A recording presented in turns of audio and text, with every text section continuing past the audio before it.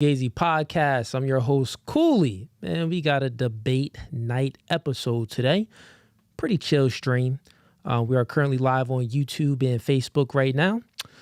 Everyone that's joining this stream, go ahead and click that like notification and share the podcast as well, and also subscribe to the podcast. Let's go through a few things in the description before we get started. And we got some people already in here to debate, so we're going to bring people up shortly once we go through the intros. But yeah, let's get things started.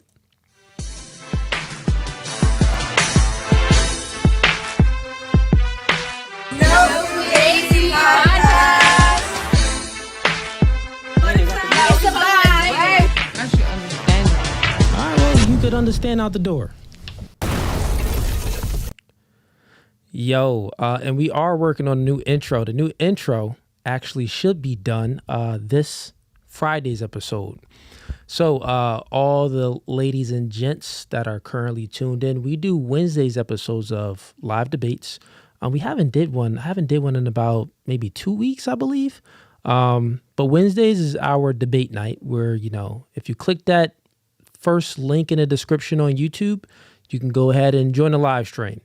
It's for haters only, but if you're a supporter and you want to come in, you want to chop it up with me, you could come on too, man. You can join the stream. But I want some haters to come in, people that, disagree with the content or have different opinions and different perspectives. So yeah, the new intro will be out for this Friday's podcast. So Wednesdays we do the debate night, and then Fridays we do a panel with, a few ladies on there. So let me get through the few things in the description. First link in the description is to join this live stream. Once again, haters is what we want. People to have different opinions, different perspectives. But if you are a supporter, we don't mind you coming in here and chopping up either. It's a chill stream. I'm chilling tonight. Second link in the description is for merch. Merch has dropped. So if you support this podcast and you want to watch it grow, I know pretty much we sold out last time in these shirts. We finna sell out again. You see the God over man, man over woman, woman over children, also with that new logo on there. And it's a good fitted shirt, not going to shrink when you wear it, and it's tight on the arms. So if you're a little dude, it's still going to fit you right. If you're a big dude, it's definitely going to fit you right. Only sizes we have is medium and large right now. We got some extra large people asking for some extra larges. Well, next time when we drop it, we'll have a few extra larges for y'all. Also, a lot of people has been asking for the merch, but that's outside of the United States. I am going to work on, because I have a guy that ships everything out. So you have to pay for shipping. It's a lot of people in Africa that want the merch. You have to pay for that shipping. So the next time we release it, we will update the site where we'll have it where it's available, where you can do, international shipping, and, you'll see the pricing of the shipping and all of that. That will be added on to it. Third link in the description is to be a member. So if you like this podcast, you want to continue to watch it grow, we got 3 tiers. First tier is Gang. Second tier is Hitman. Third tier is Mob Ties. You get all these special perks, man. So go ahead and become a member. Go ahead and click that third link.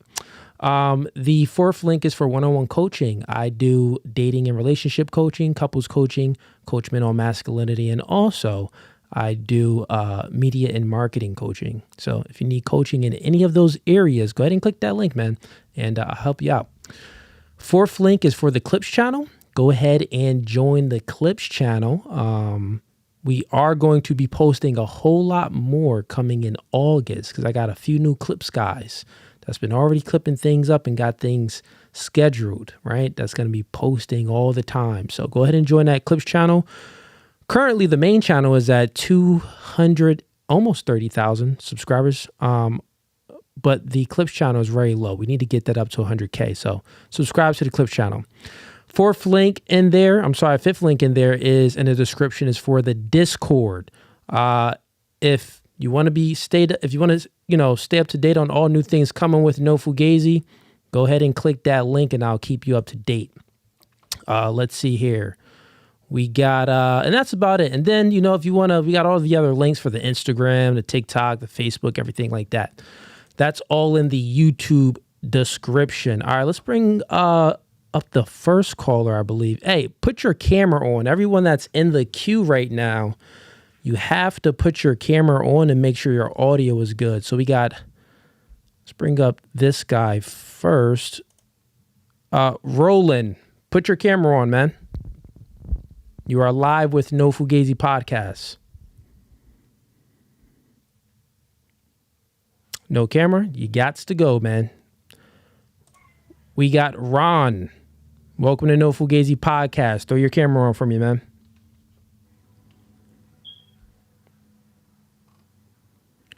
Roland, I'm trying to, but it's not working. Roland, try going out of the stream. Try exiting it and then coming back in. That may work. In regards to you, Ron, I can hear you, but you got to turn on your camera. I can hear some background noise. No cam? You up out of here then, man. We got Myron Jones. Let's bring you up. Roland, yeah, I see what you said. You said I literally hit it. Yeah, just go out, Roland, and come back in. Let's bring up Myron Jones. Welcome to No Fugazee Podcast. Where you from? North Carolina. North Carolina. That's what's up, man. Are you a supporter or are you a hater? You already know I'm a supporter. All right, man. What you got for me today? Talk to me. No, I really ain't got much. Me and you had a little issue with, well, it wasn't an issue, but just I couldn't really get my chats to go through like that because the little YouTube situation saying you only could send like 20 letters. So okay, that's you. That's when you were trying to send in some super chats, but it wouldn't let you send the whole super chat. Okay, you can only send like $2 super chats or something like that. Right. But no, I really, I don't want to take your time because I know you're here to debate. So, if I we really got any people on here to debate, man, they be scared, man. But listen, man, hey, I did want to say this, and I want to see how you feel about this because what I hear from my older people is back in the days, yeah, for a woman that's traditional, she was a virgin, correct?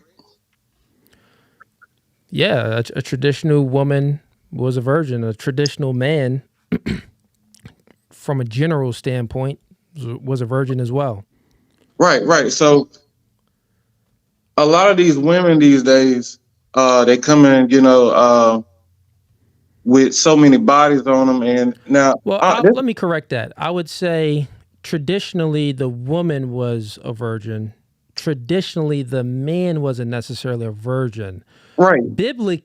Not even biblically, but, religiously,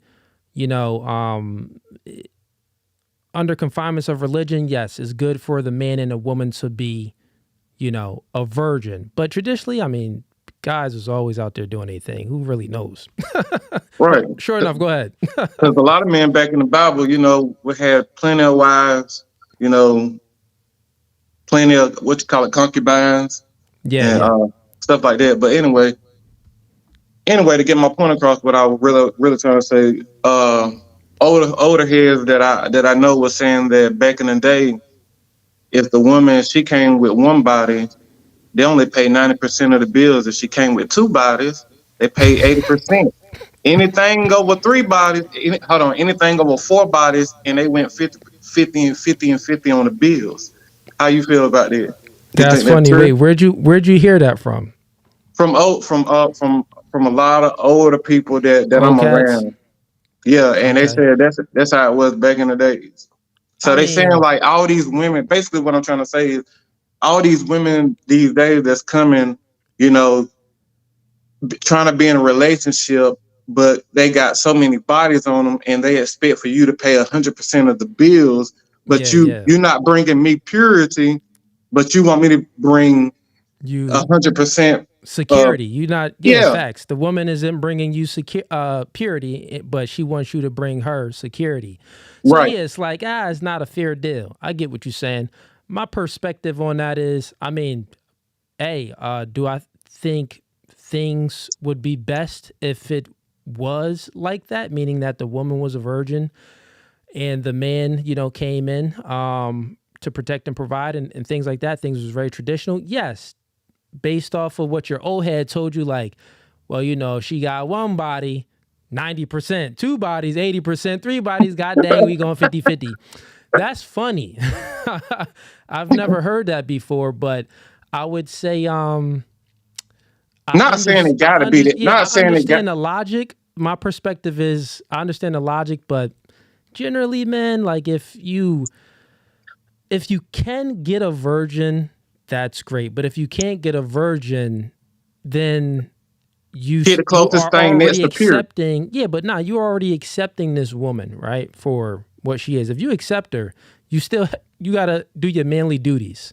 So that's still protecting and providing for the woman. If you have the means of paying for 100% of the bills, pay for 100% of the bills, because if you have a means to do that, and if that's your woman, obviously you're going to have kids with her, right? So that means that, you would want her to be at home raising the kids instead of someone in a daycare raising the kids. You know what I'm saying? Right. Yeah, it's always. But say we didn't get that far yet, and then I found out that the cheeks being clapped numerous of times. Oh, you mean like you just courting and you trying to take her out and you telling her like, we gotta split this bill 50-50. You got full bodies. Well, no. Just saying, like, once we haven't made it to the part where we start living together, but of course when we courting, I'm gonna pay 100% of the bills. Okay, but I'm saying, if we got up to that part where, hey, it's getting close where we, about time thinking about moving in together, but then, you get that, you find out the truth about everything. Yeah. I mean, it's an interesting, perspective, the whole one body, 90%, two bodies, 80, three bodies. It's an interesting perspective, but I don't think anyone should prescribe to that, especially in this modern day age. It just wouldn't work. And girls is like, well, you got to think about it. There's so many simps out here nowadays. Chick gonna be like, oh, you're not going to pay 100% of the bills? Well, guess what? I'm going to get another man that will do it. I may not like him. I'll sacrifice and just sleep with other men, but to be with him, but to get my bills paid. They do it all the time. So this is why, this podcast, I tell men to be the best version of themselves. Because if you are the best version of yourself, then you're going to get the best from your woman. Right? You got the highest probability of getting a woman that's going to submit to you and follow your lead, as long as she ain't, up there in the 20s and a high crazy body count. I mean, if you could get a virgin, go for that. If you can get a body count under 5, go for that. But we know most of these chicks, the body count ain't that low. If we being honest.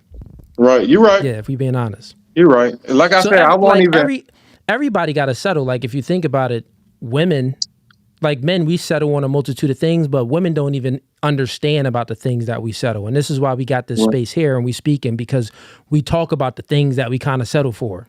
Right. Women, they don't understand that, but they do understand the things that they settle for. But guess what? They don't really want to settle at all.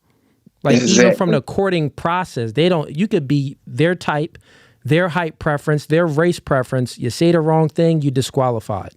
You know what I mean? You could be perfect. You know what I'm saying? You disqualified. Right. So, I mean, chicks they have a nature about themselves that's very, they want quality. You know what I mean? So since they want quality, they're looking for the best of the best. And this is why guys need to get their stuff together. Because it's not to get your stuff together for the chicks. No, but for you, it's to get your stuff together, and the byproduct of you getting your stuff together is the chicks will follow your lead. They will be more submissive.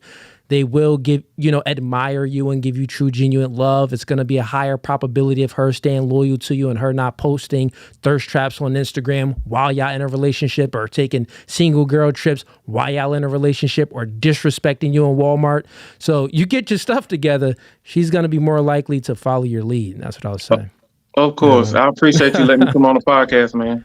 You're already, try to get that figured out. Did you actually get it figured out with the super chats? Now they saying, it could be your Google account, yo. That's what I got up there, my Google account.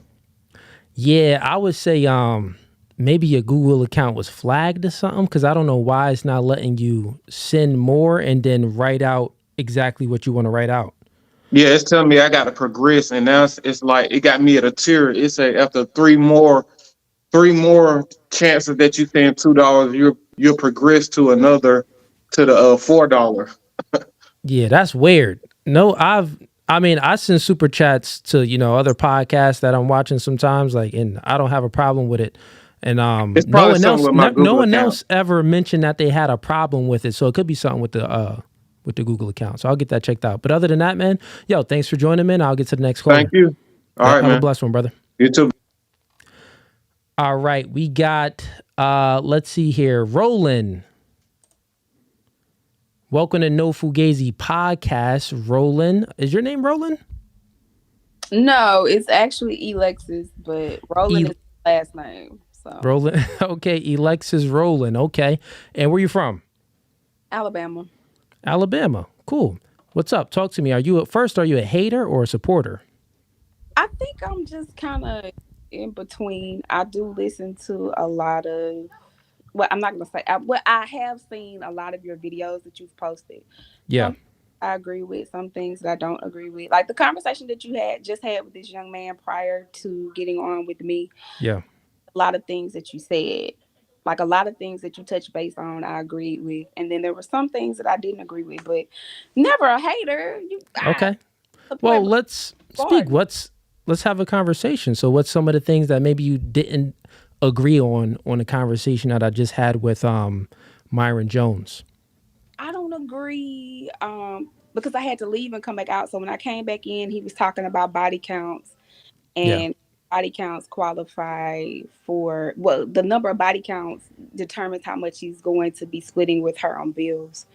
I don't see why that's relevant. Why it's funny. How many people that I've slept with, because I'm a fan of certain reality shows where it was a girl on this reality show. She was a virgin. She got married. Okay. Ended up divorced, and he was helping they still were splitting bills 50-50. So I'm just confused. Yeah. And he mentioned it was a concept that he got from an old head. He was speaking to some of the old heads, and they said, like, in certain cultures, how the men operated, if the chick had if she wasn't a virgin, if she had a one body count, 90% of the bills he's paying. 2 body count, 80%. 3 body count, god dang, we going 50-50. So it's funny. It's definitely not something, it's not even something that men can do now and still garner, because men don't run the dating marketplace. Women run the dating marketplace, right? Because there's so many simps, meaning that there's so many guys that's going to give women free attention without, the woman having to give the man anything back, right? And then also you got to think from just the courting process. Men, we look for sex, so we're trying to acquiesce our behaviors to, show the woman a good experience. So she kind of got that key, and we trying to get that key. The men don't really get the power unless he's a, 1% dude, he got some status and stuff like that. Or he doesn't get the power doesn't switch until he has sex with the girl and understands his value. Because once he has sex with the girl, then it's like, okay, well, if you want a relationship, we could just gonna keep on having sex, or that's just is gonna end now. But if you want a relationship, you got to acquiesce your behaviors and apply to my job, put your best foot forward, and, kind of do what the things that I'm looking for.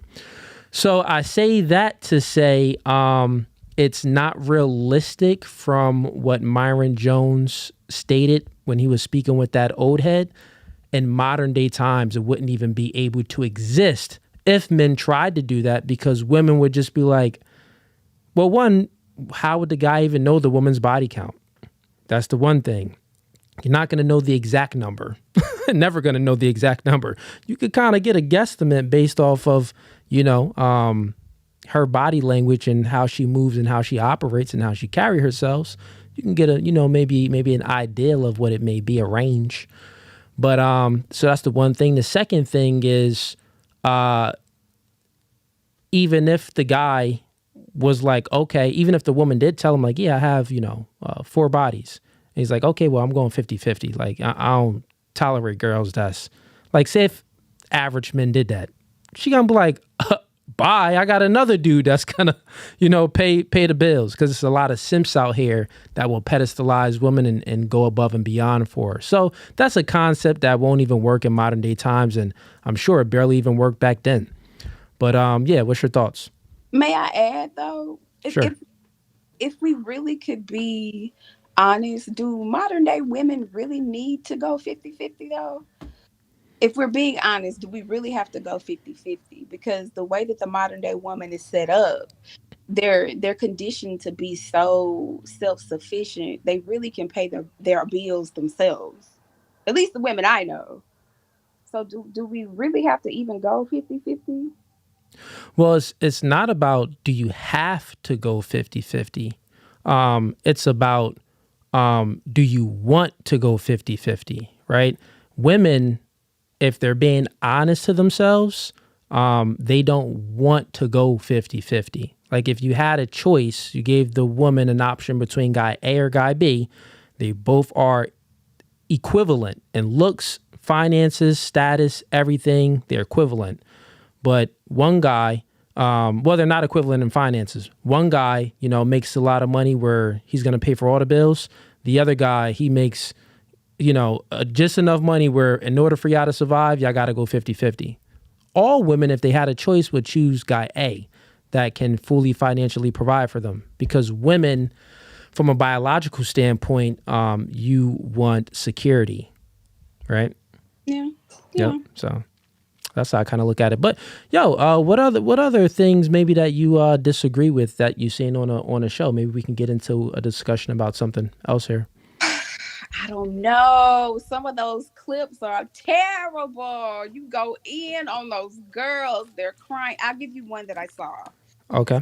It was a young lady that was on the show. I can't really remember. I'm sorry. Before you do that, we had like so much people jump in a room, and I got to let people out because it's not letting other people join in the room. So Myron Jones, I'm gonna go ahead and let you out so we can let other people in.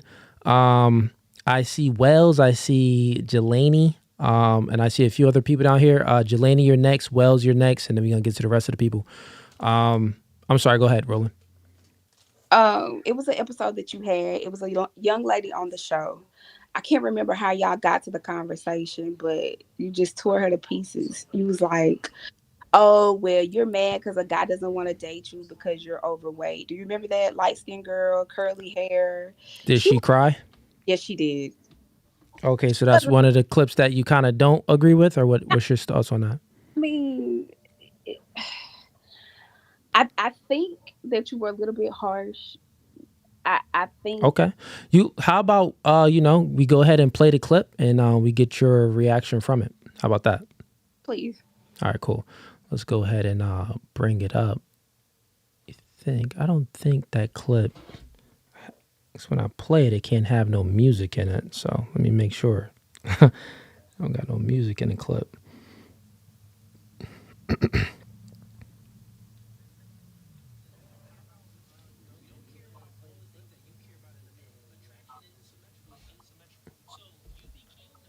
Oh yeah, do got music in it. Can't play that one. All right.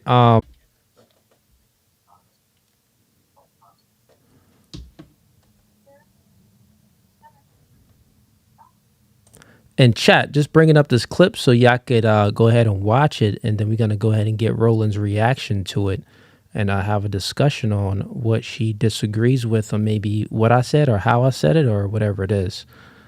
Okay, let's see.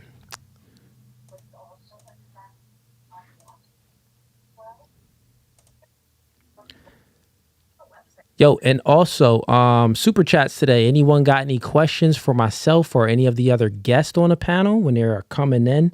You are welcome to send in a super chat. Super chats are the only chats that I will be reading live. I see a lot of people in the chat, but yeah, the super chats are the only ones that I will be reading live. Also, everyone on Facebook, if you want to donate and support the show or just make a comment, come on over to YouTube. That's No Fugazee Podcast on YouTube, or just type in David Cooley, and you'll be able to send a super chat. Okay, let's see here.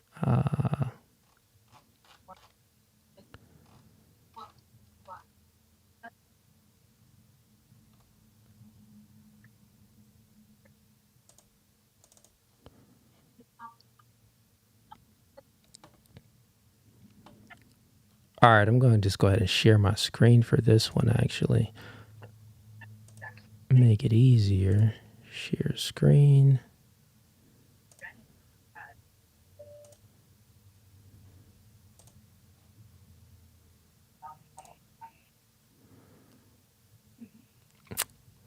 Okay, let's go ahead and play this. Men don't care about women's money. We don't care about women's competence. We don't care about women's height. We don't care about all the things that you care about in a man. Attraction isn't symmetrical, it's asymmetrical. So you became the man that you want. So all these other guys that you're meeting, they don't qualify for you. But the only guy that did meet your standards, guess what? You didn't qualify for him. I don't want a man who's only going to judge me based on my size. You just called him short. We don't want a woman that's only gonna base us based off our height. I'm 6'4", he's 5'8". I didn't judge his character. But okay, but you judge his height and he doesn't qualify for you. The same way he doesn't qualify for you, with your figure, a lot of guys you won't qualify for. Give me a second. No, he's just... I was never speaking down on you. I was speaking to the queen in you. All human beings, we got the fool in us or the king or the queen in us. Like the man, he has a fool in him, but he also has a king in him. And that woman should always speak to the king in him. A woman has a fool in her, but she also has a queen in her. Me speaking to the fool in you would have been, you just as good as you are. Those guys are the problem. But I spoke to the queen in you. You could do much better than where you are now. But in this world, it's socially unacceptable for men to speak to the queen in a woman. If we speak in the truth to a woman, it's looked at, you're being negative. You're speaking down on me. You're shaming me. But this podcast, no fugazi, so we got to keep it real. All right. Let's go ahead and stop sharing that. So, what's your disagreements or your perspective on that? I didn't see the second part of it. Now that you played the whole clip, I don't know. Okay. So you got triggered at the first part. Let's stay with the first part then. You definitely see that she's insecure.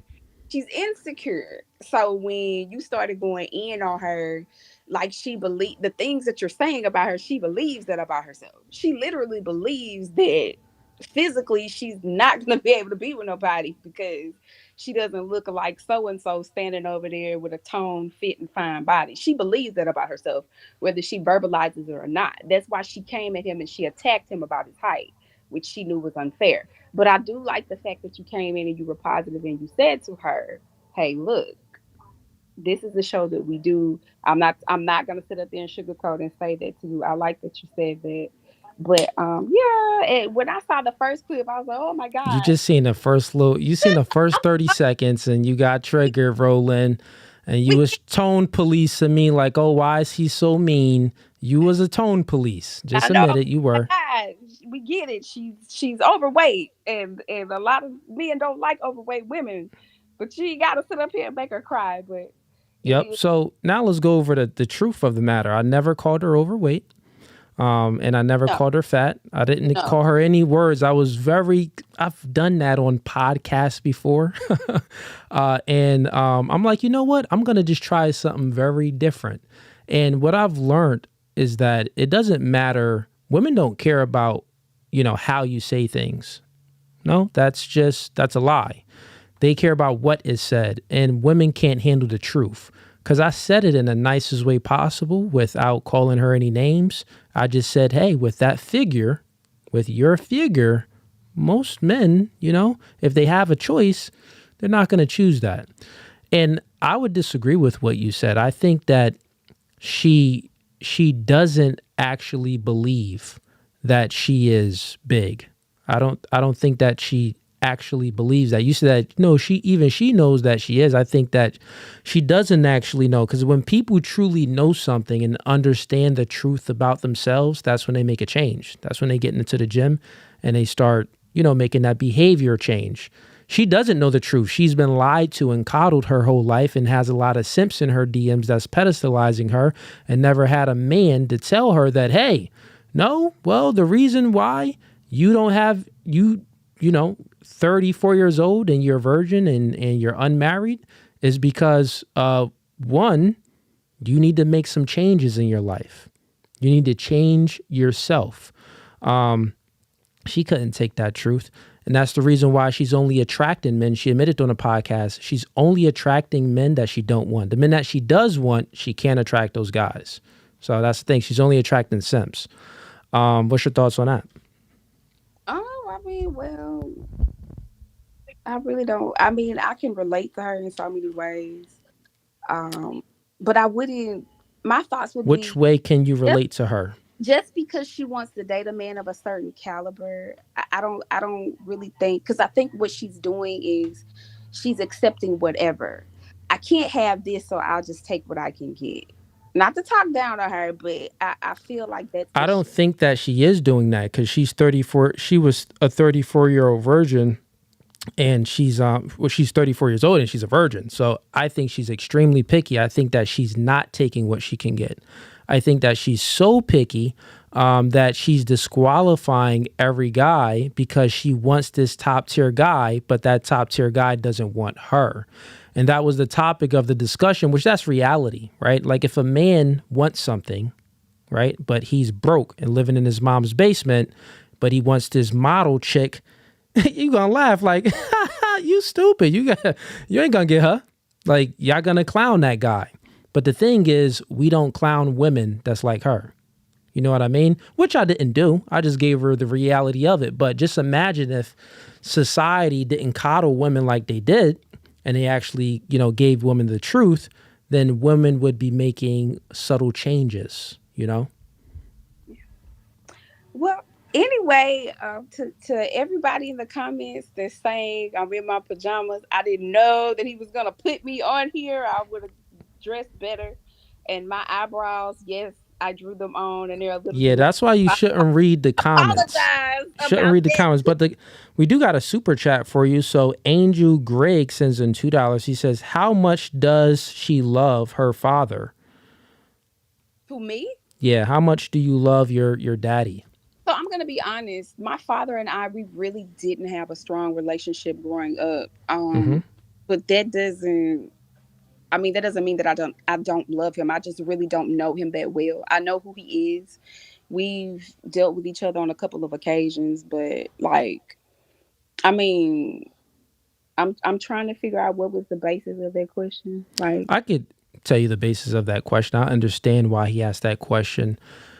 The reason why you had a problem with the beginning 30 or 40 seconds of the clip is because what Angel Griggs is observing, just like I'm observing as well, is that you don't really know how to digest a man's love, right? You don't know how to take in the truth. Men are very logical and analytical and tactical, right?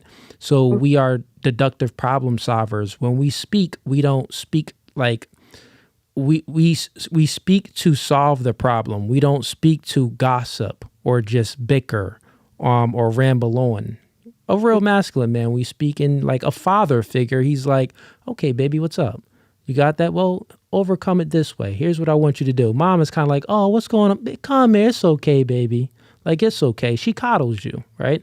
So what he observed is the same thing I observed, is that you're looking for women to be coddled, which is totally fine, right? This is why a nuclear family is so important, because the mother is there to coddle the children and let the children know that, hey, things are going to be okay, even when it seems that it's not going to be okay.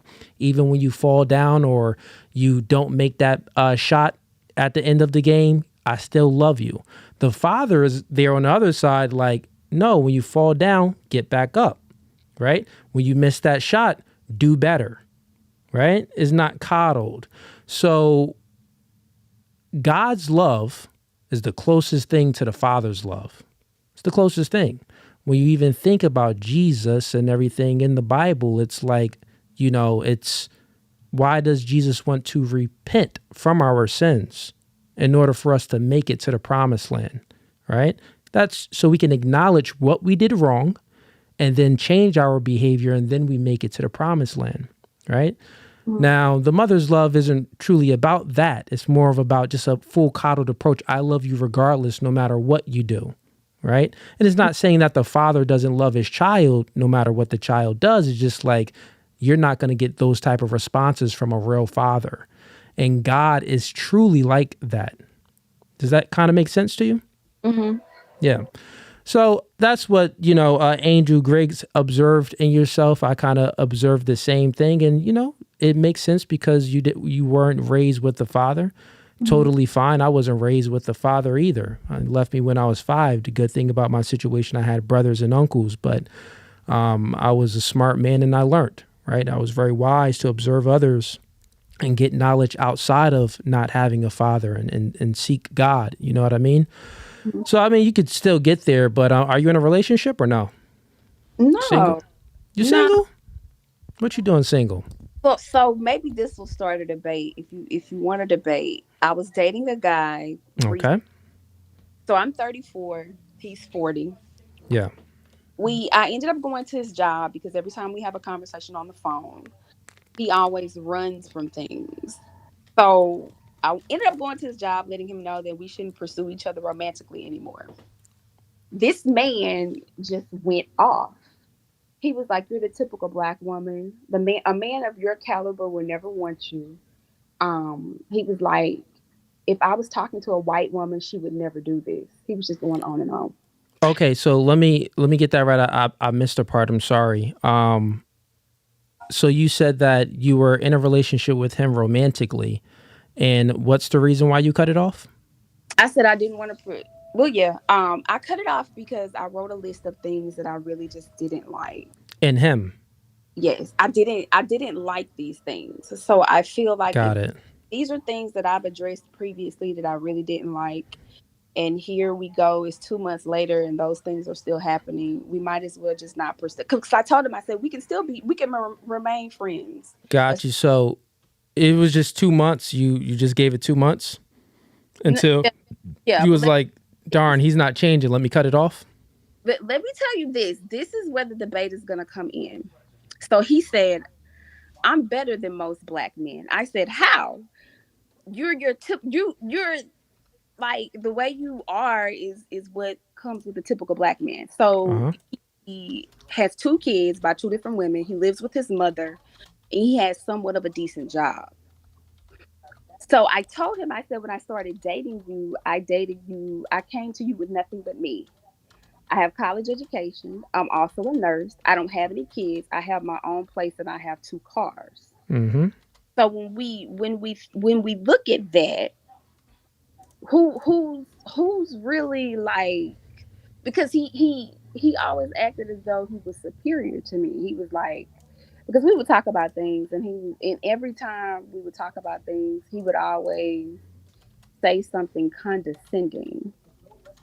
So I think that's kind of like where the issue came in. But I said those things not to sit up there and be, not to really just be negative and talk down on him. But I kind of said it to say, this is what we both have going on. And no matter what he had going on, I was going to accept him regardless. The fact that he made less money, the fact that he had kids was irrelevant. Okay. He took it and went off. Got you. We're going to get into more details in this. But first, I'm going to close down a Facebook stream. Hey, everyone on Facebook that is live. And if you're tuning in, we got a lot of people right now, already, over 5K views on Facebook. So come on over to YouTube. That's No Fugazee Podcast on YouTube. We are going to close down a Facebook stream now. It's going to get a little bit debated right now. So let's get it. Also, if you want to join the live stream, it's the first link in the description. So if you're tuning in right now and you want to join this live stream, if you are a hater or a person with a different opinion or perspective, or a supporter, click that first link in the description and you can go ahead and join the live stream. So Facebook chat.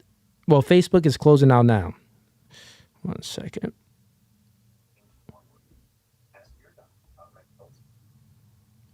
All right. So question for you. Do you have any kids?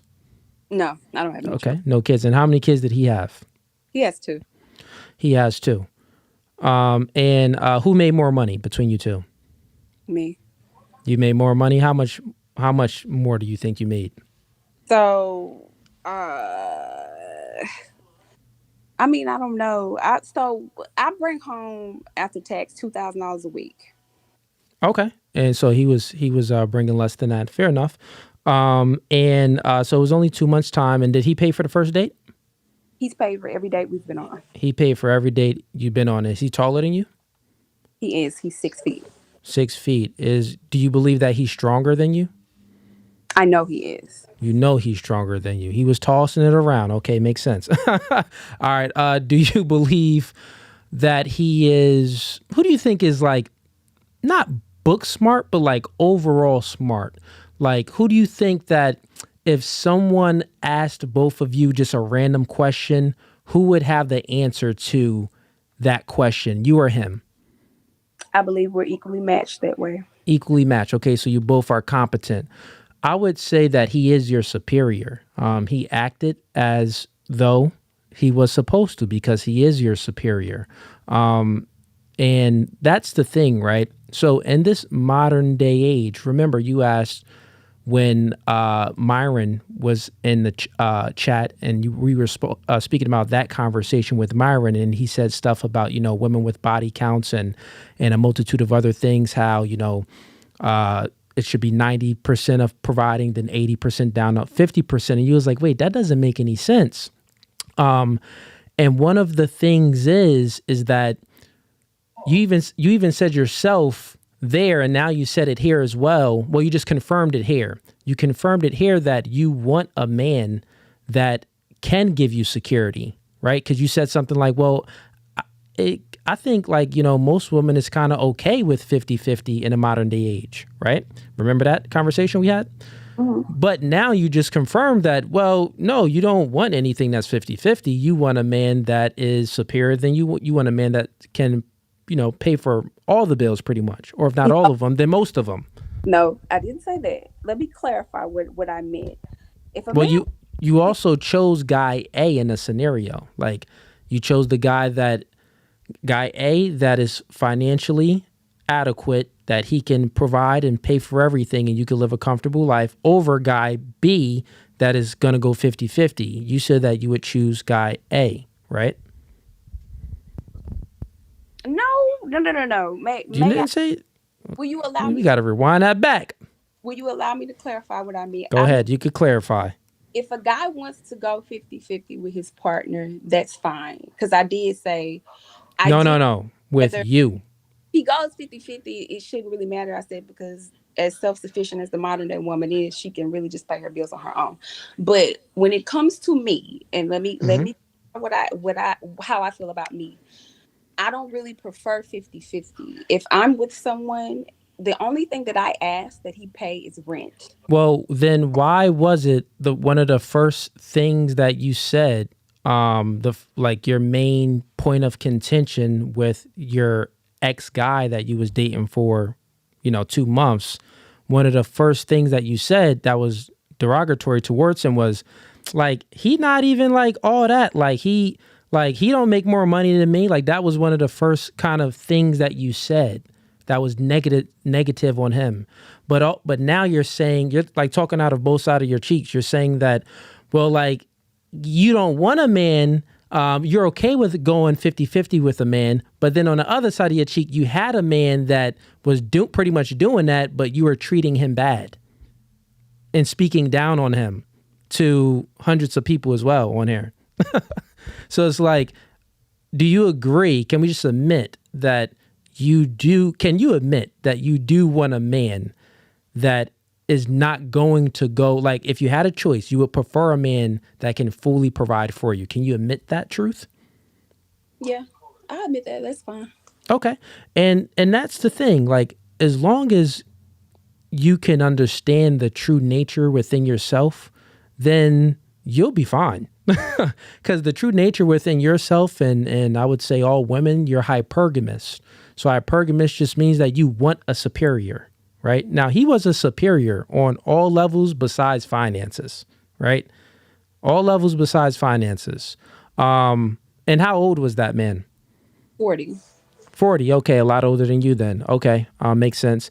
Well, fair enough. I would say that in regards to this, like, let's just think about it. 50, 60 years ago, our grandmothers, they loved Uncle Earl, despite all the inadequacies that he had. They truly, genuinely loved him. They weren't operating in their hypergamous nature so much. The world was much different. God was more involved in the world, and it was a strong nuclear family. So they knew how to digest the man's love. And you don't just need a man for money, right? That's not one of the main reasons why you need a man. One of the main reasons why you need a man isn't for security. All the things that encompasses security. One of the things that people don't speak about why women truly need a man is because women truly don't know how to, generally speaking, lack the ability to regulate their emotions, right? Mm-hmm. You look at everything, generally speaking, not you per se, but, just generally, you look at everything, the glass is half empty instead of half full, right? So you truly do need a man to help you regulate your emotions. Men are the rock for your emotions to fall on. You're allowed to be vulnerable with your man because it's just how you perceive the world in a much negative way because you are higher in trait neuroticism. So you feel more negative emotions. So you need a man. The security, yes, but you also need a man because you need a rock to fall on when you going crazy and psychotic. One of the reasons why is because that's your natural state as well. Let's just think about it from a general standpoint. Why are most women so attracted to, like, they're not attracted to like corn, porn, like men are. They're not attracted to sexuality like men are so much. You're attracted to gossip and chaos. Like scary movies, women go see scary movies. Niggas don't really care about scary movies. Gossip movies and stuff like that. Hollywood Housewives, what is it, Love and Hip Hop, and all of those shows with just gossip girls. All of the shows on Zeus and all of that, that's all drama, and women like to watch that. Well, why are you looking for drama and chaos? Because it's in your nature that's what you're attracted to.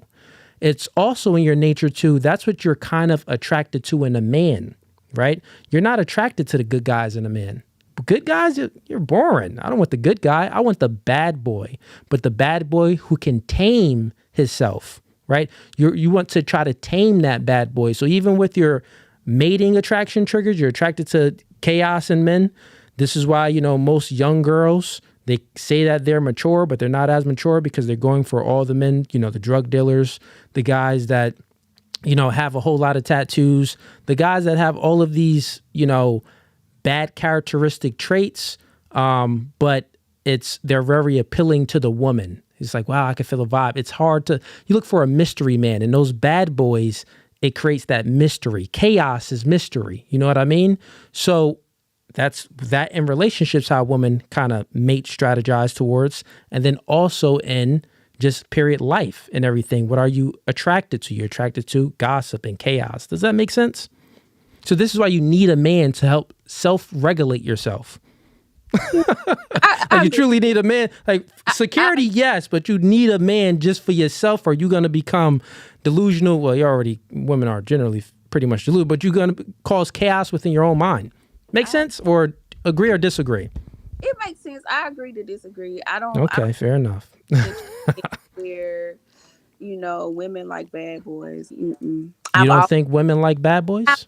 High school, I was always attracted to nerds and squares. They never liked me. I don't know what it was, but they never liked me. But like you said, as I got older, even when I was in high school, it was always somebody who smoked weed, who sold drugs. They would be ready to give me their soul. But somebody square, somebody who really doesn't dress like everybody else, somebody. But you're kind of proving my point. Those are the guys you gave up your box to guys that was more of. So you trying to tell me you never, been with a drug dealer or dated the drug dealer? I'm not telling you what. Yes, I have. Okay, so you are attracted to chaos. No, I'm not. What? That's delusional to say. You are. I had no other choice but to date them because they would only talk to me. No, now you sound like the girl on the podcast. Yeah. Right? Yeah. So remember, you're attracting, you said that you have no choice. That's nonsensical. That doesn't make any sense. What if the guy that's, eating Cheetos in his mom's basement, well, I have no choice just to, masturbate every day because I can't get any woman. Well, it's like you do have a choice. You could better yourself so you can attract the women that you want. So that's the same piece of advice I would give to you. Yeah, you're attracting the bad boys, right? Mm-hmm. So you're saying that, well, that's my only choice. Well, no, that's not your only choice. You got to look in the mirror now and change things within yourself so then you can attract better mates. That's exactly what I said to the woman that was in the clip. But good conversation, Roland. I let you off easy. I didn't obliterate you today, but I'll let you off a little easy. But other than that, thank you for supporting the podcast and calling in. And I wish the best for you, okay? Thank you. You have a good day. All right, have a blessed one. All right, chat. We are live.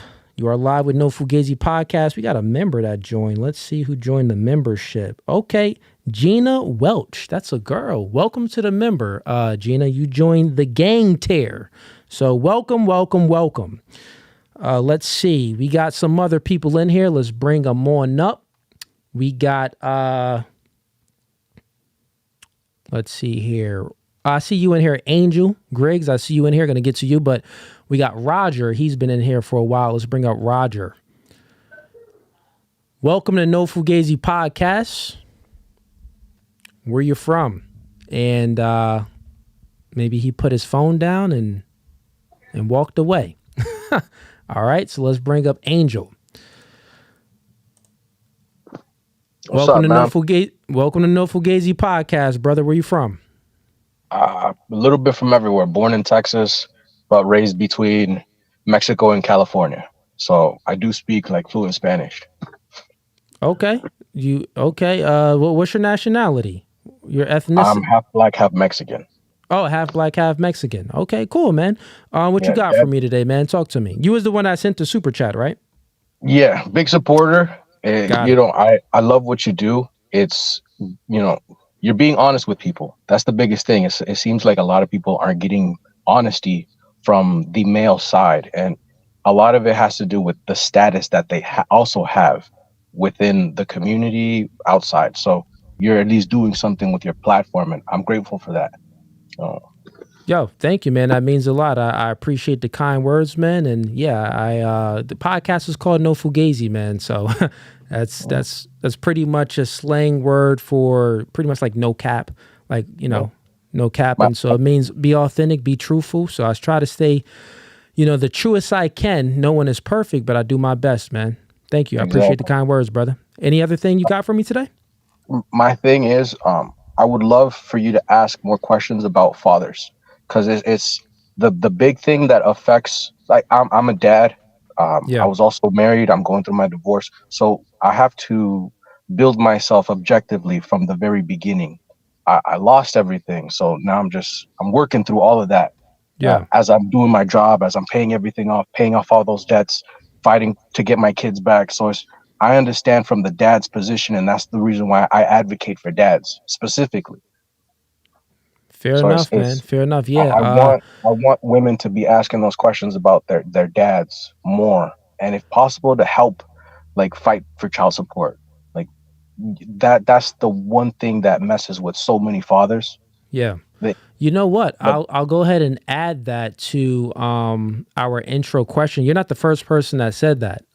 So since we got a whole lot of, dads that support the show and stuff like that, I'm going to go ahead and add a question. Sort of the beginning, the intro questions to the ladies when we do the panel shows is name, age, where you from, what you do for a living. The next question is relationship status. The next question is Fun fact. Then the next question is, how many how many Plan Bs you took. So I'll go ahead and get rid of the Plan Bs because we did that for a while, and I'll go ahead and add in that dad. Is your father in your life? I'll give a good one for you. It'd be try to figure out if they've ever cooked for their dads, because a lot of that has to do with understanding what the nourishment is, and also what they're also going to be providing for their own husbands and their children. Okay, a lot of that practice starts at home. Yeah, that factors into what the mother is also. What the mother is also instilling into the daughter. Okay, That's a good one. Is your father in your life? I'll go ahead and write that down. That's a good one to get into more detail. Let me see here. Is your father in your life, and have you ever cooked for your father? All right, I appreciate that good key advice for the intro question. But man, thank you for calling in, and appreciate the support, man. Have a blessed one. You too, man. All right, brother. Peace. All right, we got Wheezy. Turn on your camera, man. Welcome to No Fugazee. You can't have the music, man. Gonna get a copyright strike. Go ahead, Wheezy. Go ahead and turn down the music, and then turn your camera on, and I'll go ahead and add you on up. Let's see here.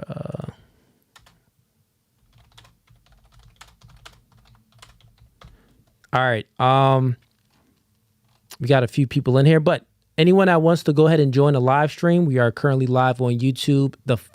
Click the first link in the description to join a virtual live stream. We are I want some haters to come in here and people with different, opinions and perspectives. But if you are a supporter, like the last gentleman was, you can go ahead and click that first link in the description and join the live stream. Don't be scared, man. It's a chill stream, bro. We chilling today. We got Myron Jones. He sends in $2. He says, ask her, do she understand body count matter for women? I didn't see that super chat when you sent that in, Myron. I definitely would have asked her that. Who knows? I would say that she probably would understand that body. She was very, understanding. Miss Rowland, she was an understanding individual. Really didn't put up too much of a fight to the things that I said. Dismantled her arguments fully, but she would just say, we can agree to disagree, but I do understand what you're saying. So she wasn't, crazy, ratchet, and non-agreeable. Like, oh no, you don't make any sense. And that's what I kind of want. I want some of them chicks to come in, or even dudes to come in, man. So, but yeah, Rowland was cool. She was susceptible to what I was saying, and she understood for the most part. And hopefully she'll make those, subtle changes in her lifestyle so she can attract the man that she wants. Okay, Weezy says, first time in a chat, got nervous. Yo, Weezy, that's fine. First time in the chat, it's okay, bro. Just turn on your camera, and no music. All right, so you are live with No Fugazee podcast, Wheezy. Turn on your camera.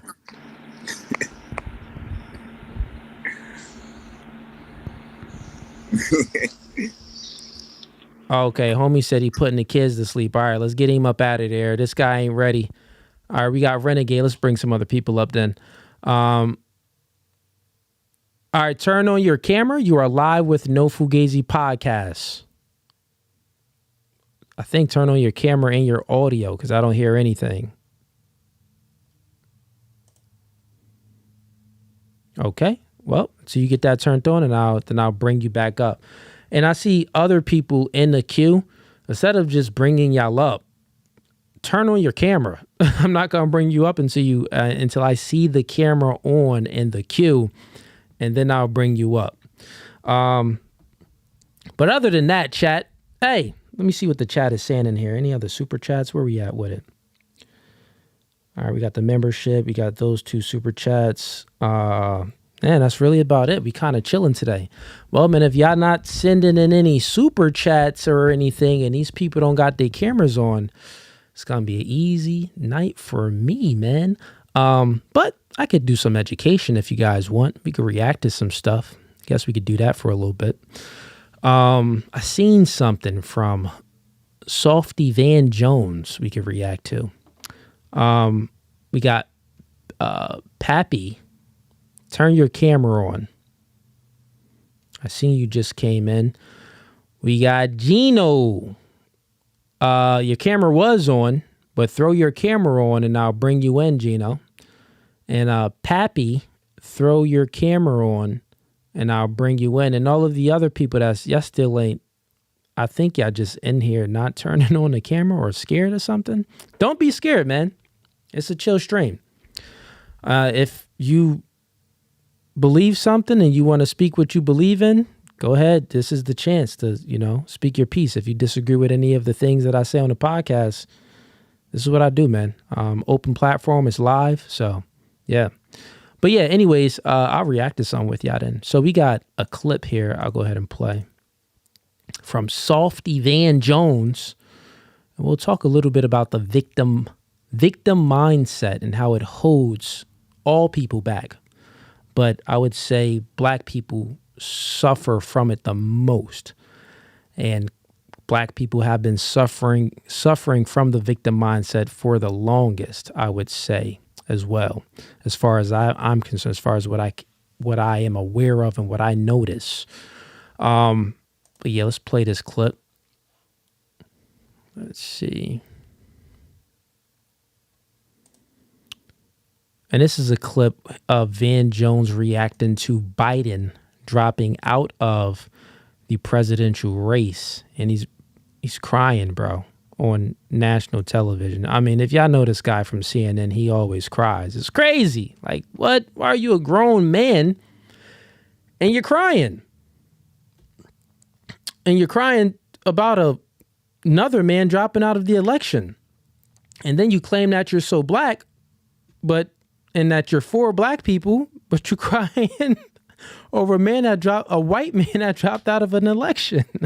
It's funny, but yeah, let's go to this real quick. All right, let's share screen, Instagram.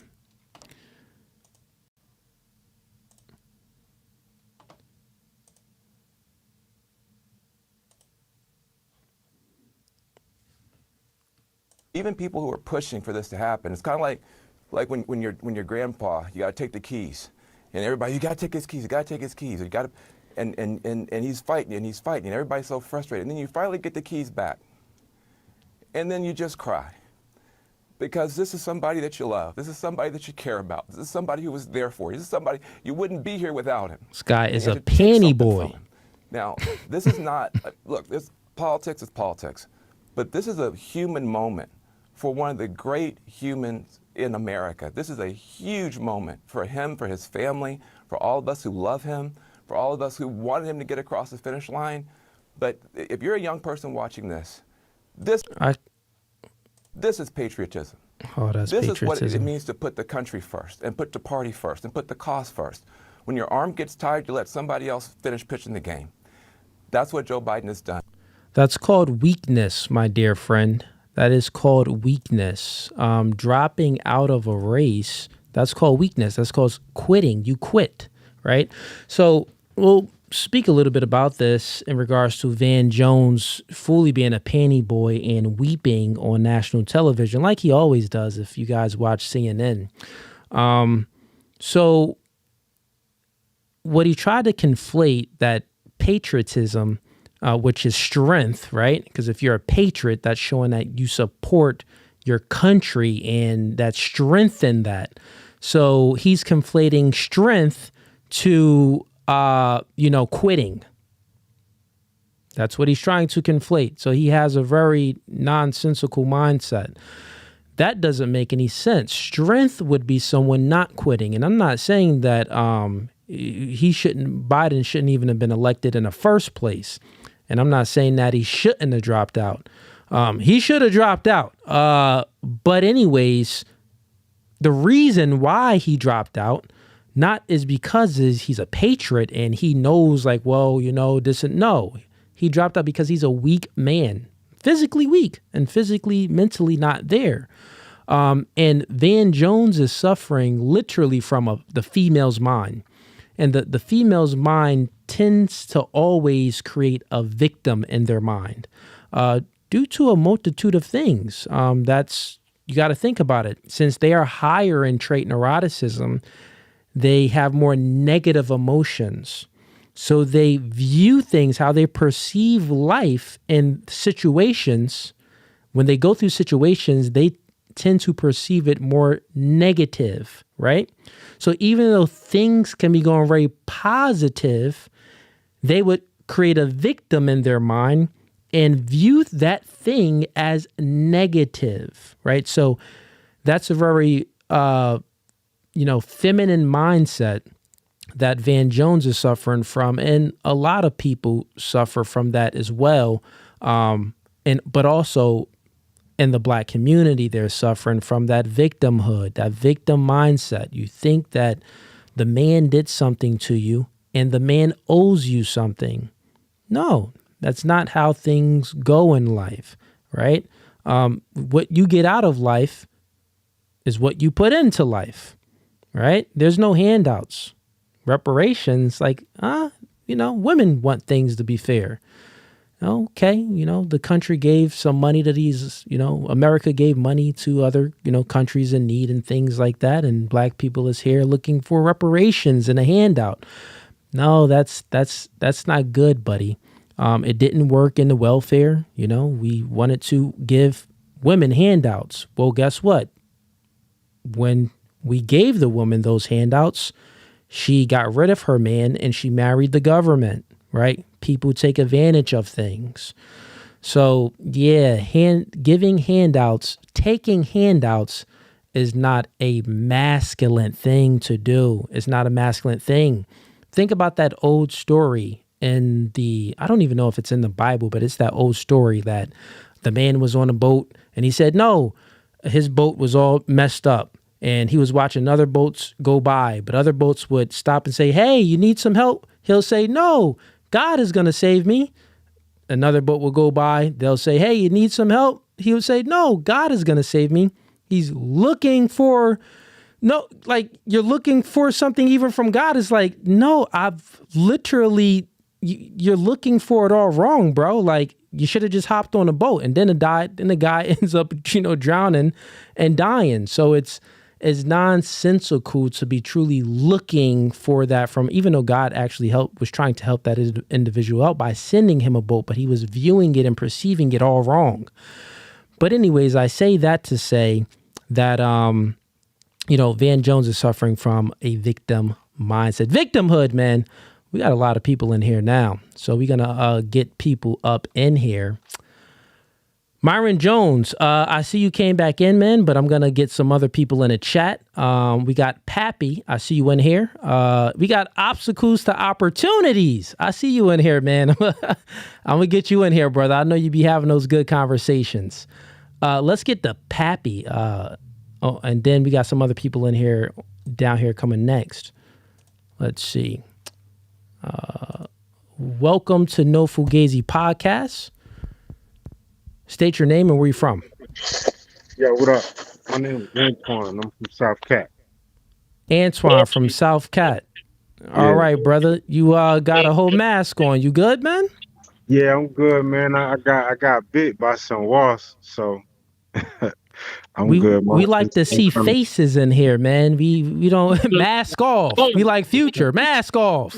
I'm kind of swollen, man. I'll give you the benefit of the doubt. At least we can see your eyes. You know what I'm saying? But what's up? Are you a supporter or a hater? I support most of your perspectives, bro. The only thing I kind of would like to push back on is how you and a lot of podcasters be talking about how you think men should run things. Okay. What's your thoughts on it? You think that men shouldn't run things? I think it's complex, man. I think that okay. I mean, if you wanna, let's do it biologically, right? So I hear you break it down a lot, and you talk about how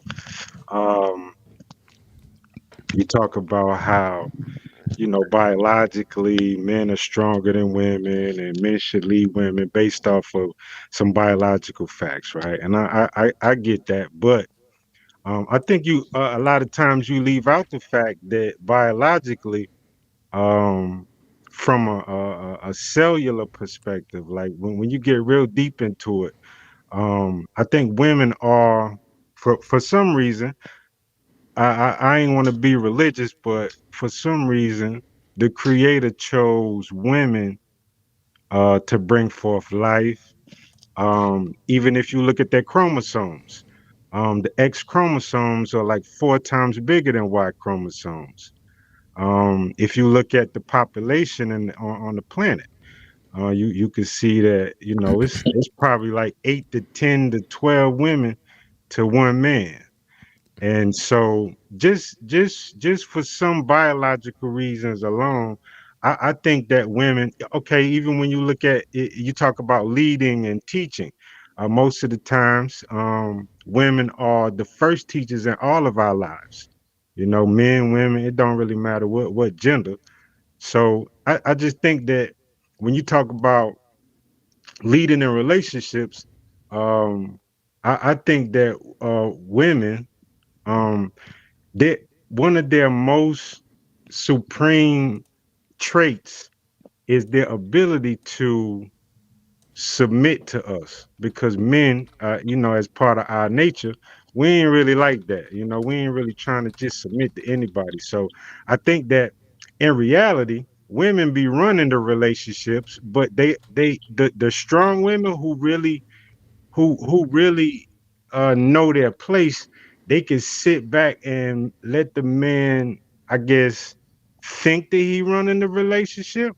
Because if you Okay. think about it, bro, everything that you Let do. me ask you a few questions, because I'll let you speak for a little bit. I wanted to understand your mindset and see where you're coming from.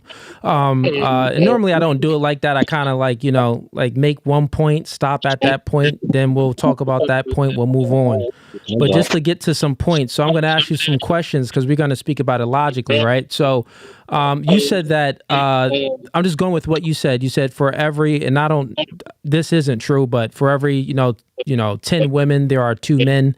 So you're looking at things that your presupposition to everything is, and your argument is that, well, men is, you're pretty much saying that women can lead too. Do I have that right? Like your argument is that women can lead too? Loosely speaking, yeah. I mean, Okay, so okay, real quick, before I even get to these questions, state your exact argument then. The argument that you're making, like the point that you're making. it is that my point is that we women, men aren't superior to women. Okay, so I got you. So that's your point. So men aren't superior to women. True. All right, I got you. So, question for you. So you said for every 10 women, there are 2 men. Do you think, generally speaking? No.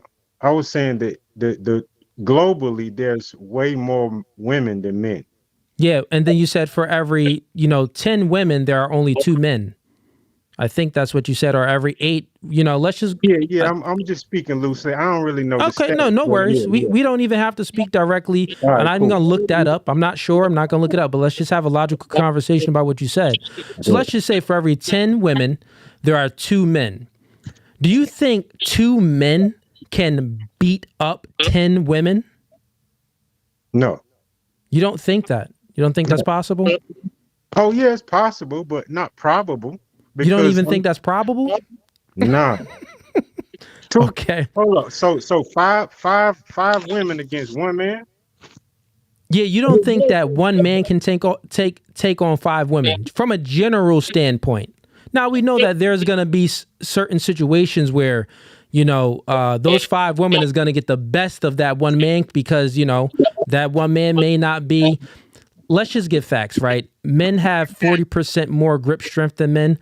Men have what is it, 60% higher upper body strength than men, I believe. Men are, You mean? than women. So men are physically superior than women. Men are faster and stronger than women. So just from a physical standpoint, if we're looking at it in generalities, well, generally one man can take on 5 women. And what's your point? But Well, my point is that you're physicality, talking about superior. So your presupposition is that men aren't superior to women. And right? I'm saying Because that from a physical standpoint, men are superior than women. yeah, but physical strength does not denote superiority. You know what So I'm saying? Like, okay, so what is superiority in your eyes? If it's not physical, right? So let's think well, about it, right? I'll just speak for a second, and you could stop me when you have a point of contention. Every law that is created, every law and every even social construct in this world, right, that we follow, like money is a social construct, like in the laws, that's a social construct, right? All of these things are enforced by men. So men are the enforcement mechanisms of all of these rights and social constructs that we have, right? So you're saying that another thing that you said that, well, women are teachers. Well, no, women are only teachers is because men allowed women to be teachers, right? Not only that, who was the first teachers? Who taught the woman? The man came before the woman, so obviously the man taught the woman. So who's the first teacher is the man. hold on. Let me interject right Got there, it. because you're Sure. talking about social construct, and that's another thing that I want to push back on, because we like to make a lot of bases from where we are now and where we live in America, and I understand that. Like, I'm not saying it's not great to be an American. I'm saying how we know that this culture that we call our culture in America, it's not really our culture. We've just adopted the culture. You understand? Like, the even how you look at men and women and relationships and children and all of that, like that comes from the mind of, like, an oppressor. It doesn't come from the mind of our ancestors. You understand what I'm saying? Like, Well, how you look. uh, well, that's a very feminine mindset to have. You have a oppressor mindset instead of a competition mindset. I Nah, repeat, real quick. I'll hold help on. you out. You have a oppressor mindset instead of a competition mindset. I say that to say that we the only reason why we work oppressed, right? What comes before you can be oppressed? Well, you lost the competition, right? So a competition comes before being oppressed. In order for me to have slaves, well, guess what? I must outcompete the other people. I must outcompete my competitors to then enslave them, meaning that with agriculture, with military, with a multitude of other things, with I competency, get that. with That's a red physical herring, things. So though. I must outcompete someone. And when I do, then I can oppress them. So you're looking from the oppression mindset when truthfully it's because black people were outcompeted. That's the I just, truth. yo, I disagree with the competition. I think that we You we don't were think more. that. No, no, I'm saying I think that slavery was more of a mind game, and I'm not saying that I don't want to go off on that red herring. I'm just saying that how we think about relationships and how we think about women. For example, like monogamy. For example, monogamy isn't natural. You know what I'm saying? Monogamy has to be practiced, but in this culture, in this society where we live in, that's the norm. So that's what I'm saying. When we base things off of where we are right now, we can't just look at. If you look at like how look at the relationships, bro. People we always talk about like roles. like male roles, or not even roles, but feminine energy, male energy, or masculine energy. Like Okay. that's not really a thing, bro. Like You we don't both think have. that's a thing? Hold on, this is what I'm saying. Hear me out. We both Okay. have feminine and masculine energy, because when you say feminine and masculine energy, all you really talk about is estrogen and testosterone. And we both have those. For example, like when we look at, when you break Yeah, down but your, listen real quick. Who has more? yeah, I get it. You're right. Yeah, so Men have well, more no, testosterone. that is what. So that isn't a social construct. No, no, Like, no. I'm not saying it is. so what I'm saying. Well, okay, if you're not saying that gender roles isn't a social construct, to maybe some degree, it could be socially constructed in society to a degree. But if you strip everything down to its core, well, thousands of years ago, there wasn't any electricity, wasn't any lights. The woman needed the man for a multitude of things. She couldn't, gather enough calories for her to survive. She couldn't protect herself from, just Mother Nature and the bad weather, let alone the animals and the mosquitoes and everything else. So she needed the man to build shelter, to build infrastructure, to protect her, or she would have died already. She can't survive without a man on this earth. It wouldn't have happened. Okay, well, if you can't believe that, bro, if you don't understand that truth, because that is true, if you can't understand that truth, then let's do it logically. Let's do it logically. Hold on, let's do it go logically. ahead. Take it Walk me through it. Okay, cool. So check this out. What does it take? I'm gonna ask you a question. What does it take in order to survive?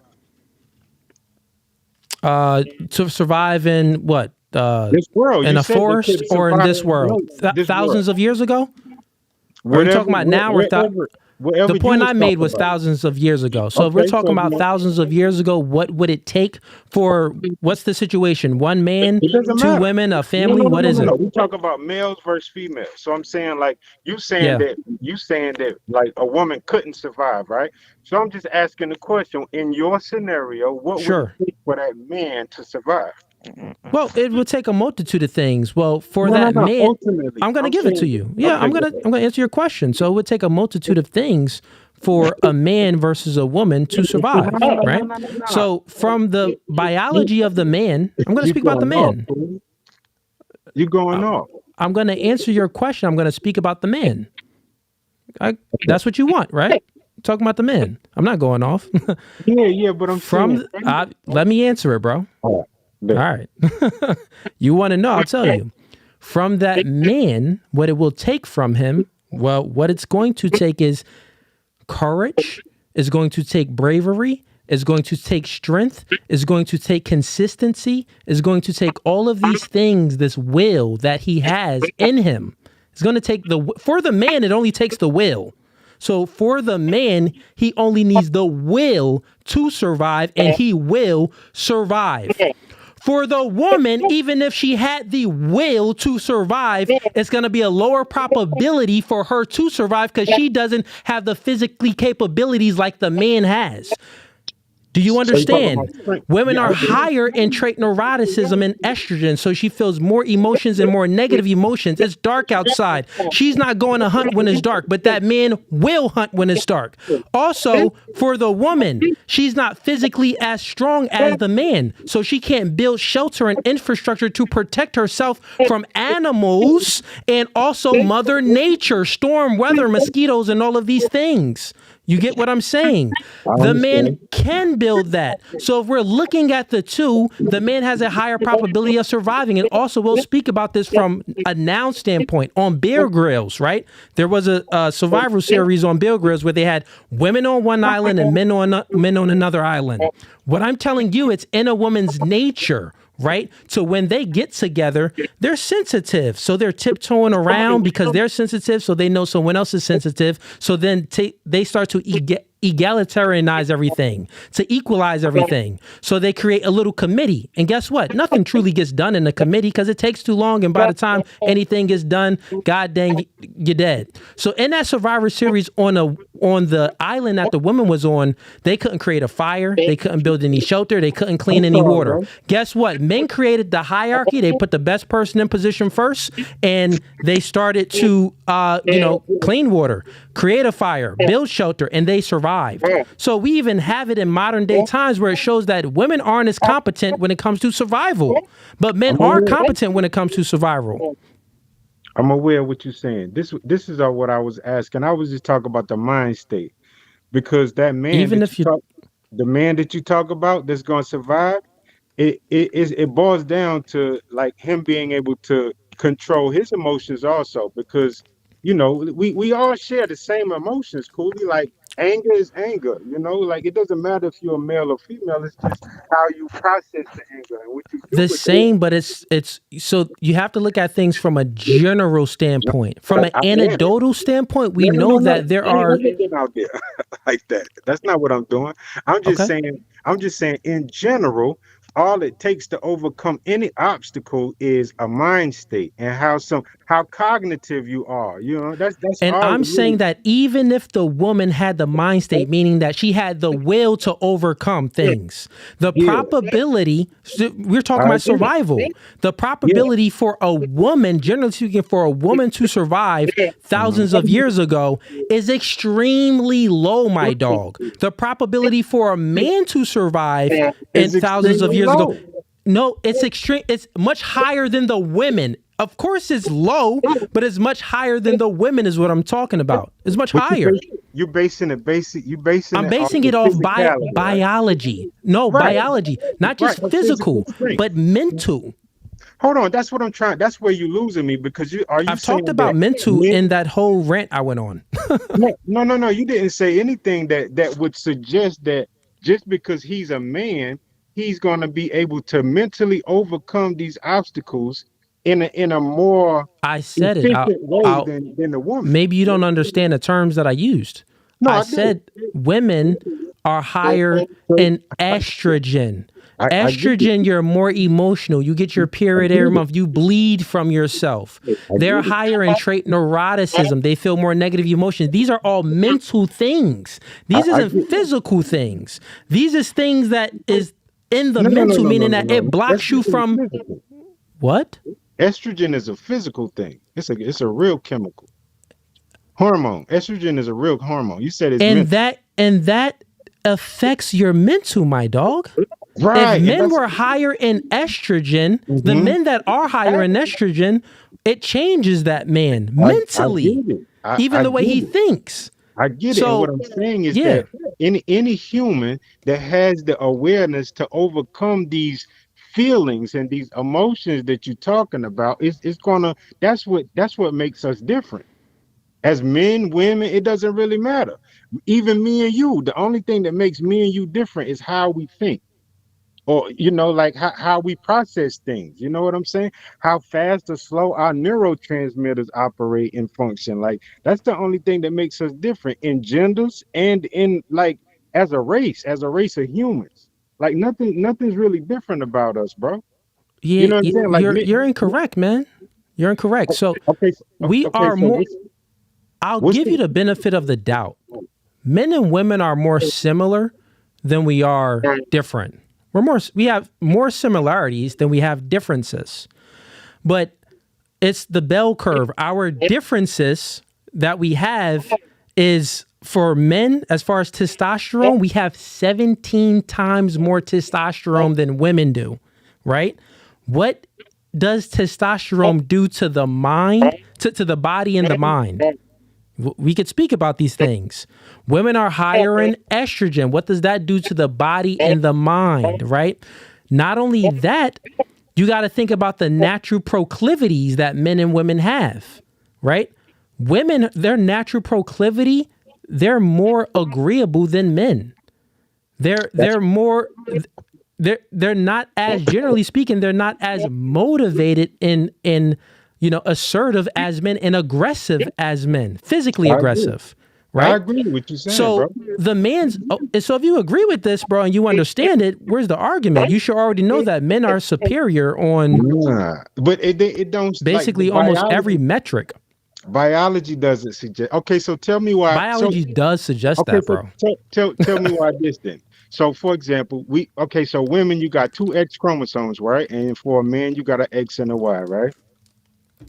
Yes, sir.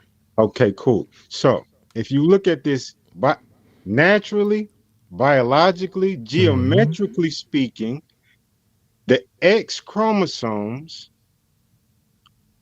are symmetrical, right? They X, even if you look at the shape of an X, it's symmetrical, it's equal. A Y isn't. It's kind of off, it's kind of retarded. You know what I'm saying? It got a funny little leg, you know what I'm saying? It's missing one. And that's what I'm saying, bro. Like if we talk about information, if we talk about X's and Y's being information, the X has what you just said is nonsensical because you're using chromosomes to prove women are superior.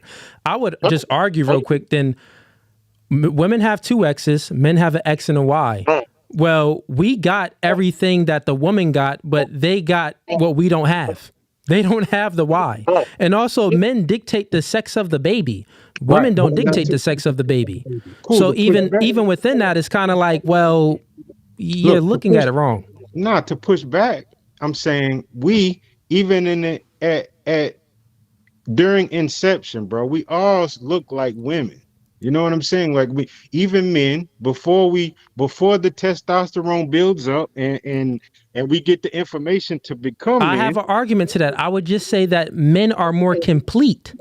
Women are the incomplete. Everything that you're saying, bro, I heard before because I argue these things with other men that believe that black woman is the God. So you're saying that, well, women, even when everyone at a little young age, we have more, feminine traits, it's vagina, and then that vagina turns into a penis. That's pretty much the next thing you were going to say because I debated 5 other people that believe those same false concepts. That's so. What I'm saying is you're thinking of it as false. I'm saying that the argument I'm making is that, well, that's because the woman is just I could say the woman is an incomplete human, but men are the complete humans.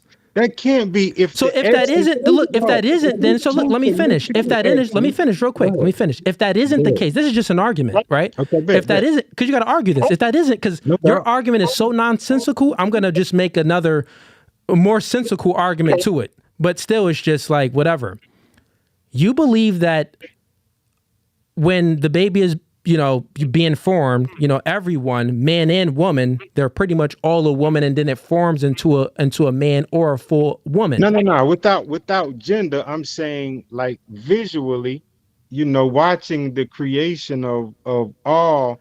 And stop it right there. I got it. So that's what I'm saying. Go ahead. I'm just saying that I would say that the woman is incomplete and the man would be complete, because if everyone has a vagina first and then it forms either into a full vagina or a penis, I would say, well, guess what?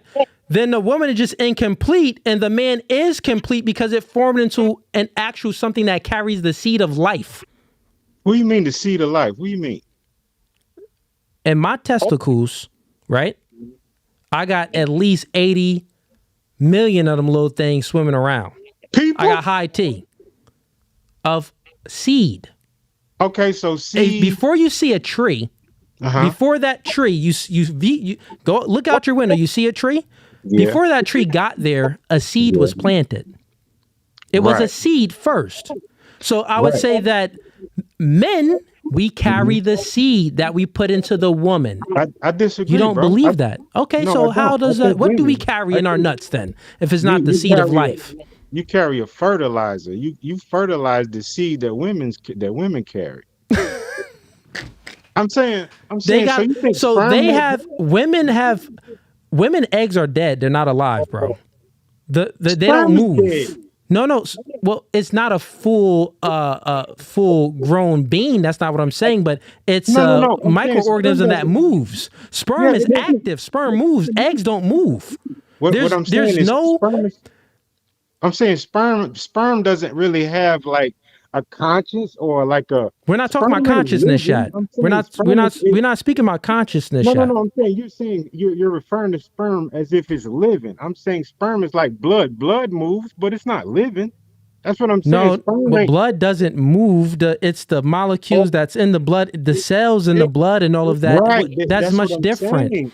And I I'm agree saying with that. you, bro. Well, I yeah, I'm saying understand that that. women eggs, what they Mm-hmm. hold, Mm-hmm. there's what they hold It's isn't life. isn't active. We put life into them and it forms. They are the process. Women bring about life, men create life. We are the creators of life. We plant the seed and women bring about life.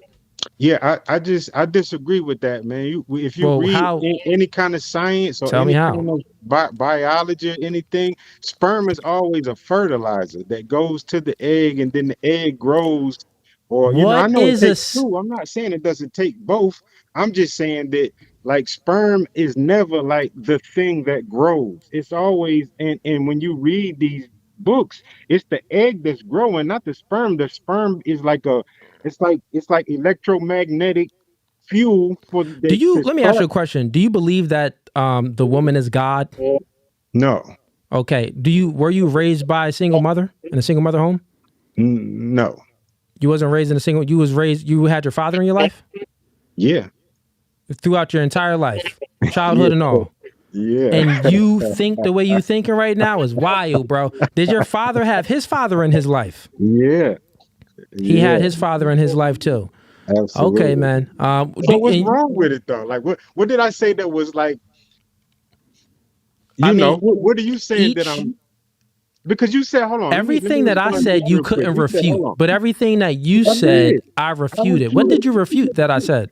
everything you said. You said that the Okay, what? woman was more complete. I'm saying you said the man was more complete. I'm saying that can't be biologically when you look at how she's created. She's Okay, created with so if the man, hold on. okay, go ahead. I'll let you Two go. symmetrical informations. Let's forget the day chromosomes. Let's just say information. And then you say that the man is more complete because he comes later in the process. What I'm saying is information is what makes us who we are, bro.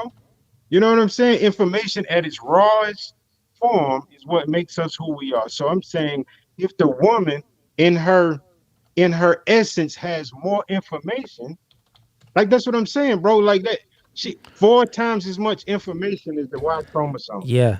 You That saying just means you that saying that doesn't mean anything, right? no, I'm just saying that in order to give birth, right? Yo, Because speak about the women, chromosomes.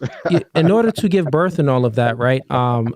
We all know that women are more. No one is arguing. The argument isn't women are more complex. You're No, confusing. I'm Let me saying finish, bro. Let me supreme. finish. My Let me bad. Go ahead. finish. You're Go ahead. Shoot. confusing. This is what you're confusing.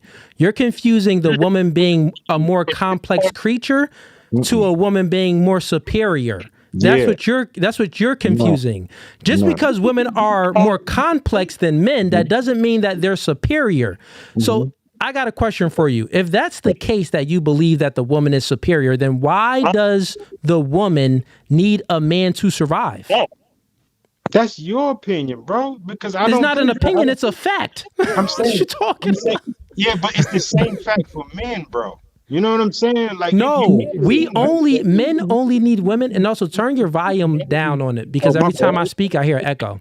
Oh my bad. Yeah, Yeah. got it. So I'm saying this.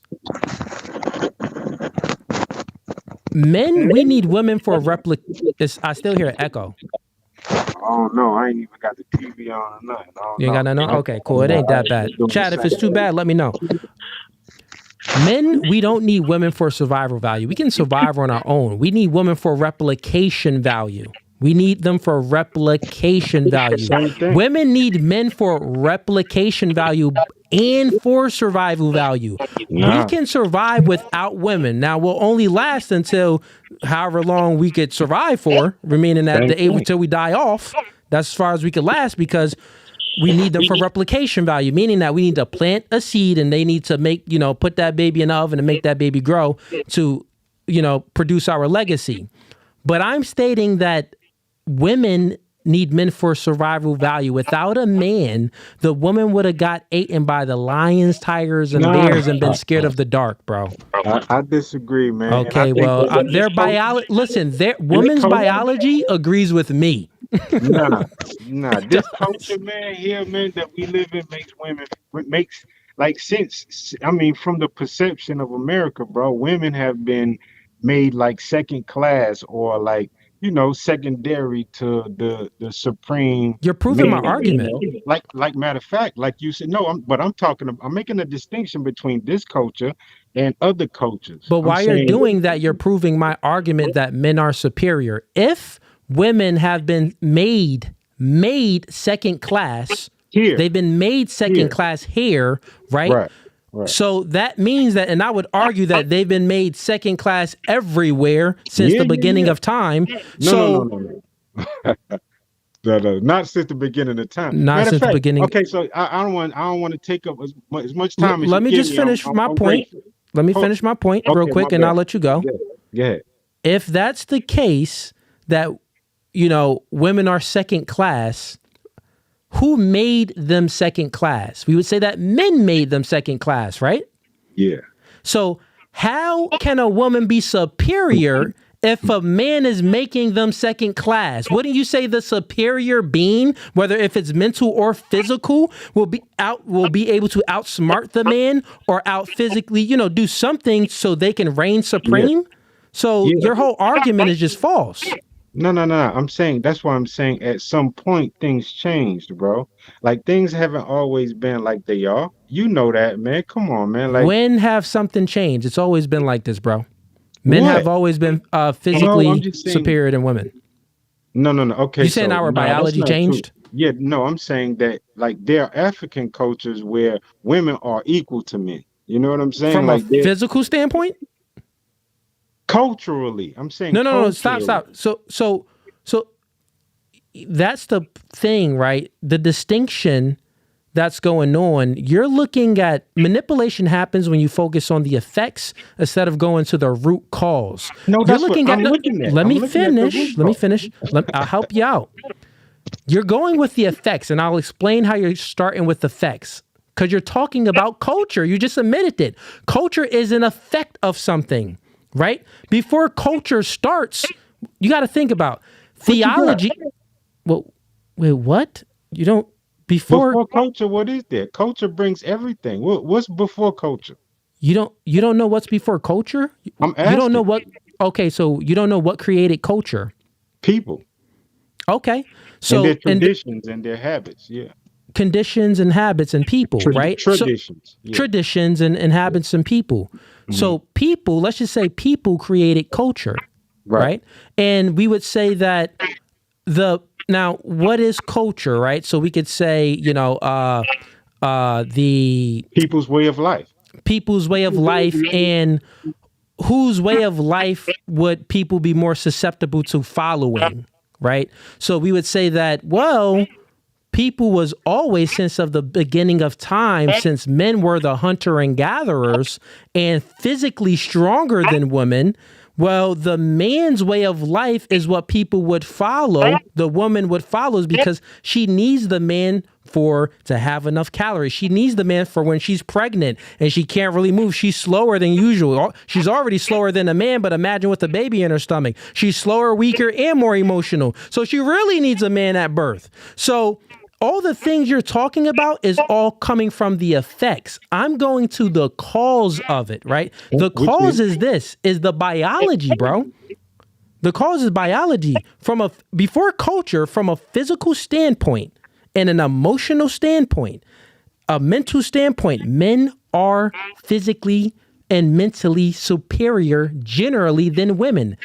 Your point proves it. If men weren't physically and mentally superior, then women wouldn't be second class, as you stated. They would be first class because they would have outsmarted the man or outcompeted the man. But guess what? They didn't. So I'm telling you, your arguments are all nonsensical and it doesn't make sense, bro. You look wild right now. Physically, I agree. So let me ask you this: like, what's the greatest culture that mankind has ever seen? Society right now, the greatest time right now would say we living in it. No, I said what's the greatest culture? Like as I far mean, as like culture. technology and If we're as talking far as about like technology, I people. would still have to say now, as far as what we could prove. Okay, well, I'm saying the pyramids haven't been duplicated. Yeah, it That's doesn't a mean form of it hasn't. technology. Yeah, it hasn't been duplicated as far Mhm. as what they think that they used to make the Right, pyramids. But right. if we So, wanted to make pyramids now, we could make the pyramids now. It would just be yeah. a long process. It would take a whole lot of money and a lot of manpower. No one wants to do it because what's the point of making it? We Yeah, I really got you. didn't understand the point of them making the pyramids. So Right. using the I pyramids got as what a you're saying. metric No, no, of, no. Hold on. who was the most Yeah. which was a better culture, No, that I'm trying to doesn't get you to mean that. yeah, I'm trying to get you to see like thoughts and ideas, I culture, get you. That's what I'm like talking about. all What that we can stuff. prove Yeah, today, but today's time, we can prove that, bro. Really, we can solve world hunger. No one has to be hungry. The only reason why people are hungry is because the people that's in position of power is greedy. But literally, we can solve world hunger if we really wanted to. Thousands of years ago, they didn't do that. They didn't have the agriculture to do that. They didn't have the to be able to ship products and goods and stuff back and forth how we're doing it to do that. there was no why would there have been world hunger back then when there weren't as many people as there are now? Like I understand exactly what you're saying. My point though is that There like has always been hungry people, bro. yeah. You said world hunger. I'm saying World a hunger pain. means That's an that people are. epidemic. No, You no, know I'm what I'm not talking. saying? I'm not speaking about world hunger like it's a bro. There are. I'm not speaking about it from a pandemic standpoint. I'm saying that there are people that are hungry that don't have clean water in other countries, in third world countries and second world countries. We live in a first world country. Oh Most yeah, people have the ability to have clean yeah. water. And not only that, we have an abundance where if we really wanted to, the elites, the people in power, if they weren't so greedy, they could just be handing out everything. But guess what? That isn't how the world ever worked. The No, world doesn't work like that, it's a right? capitalist world. Yeah, It's a cap.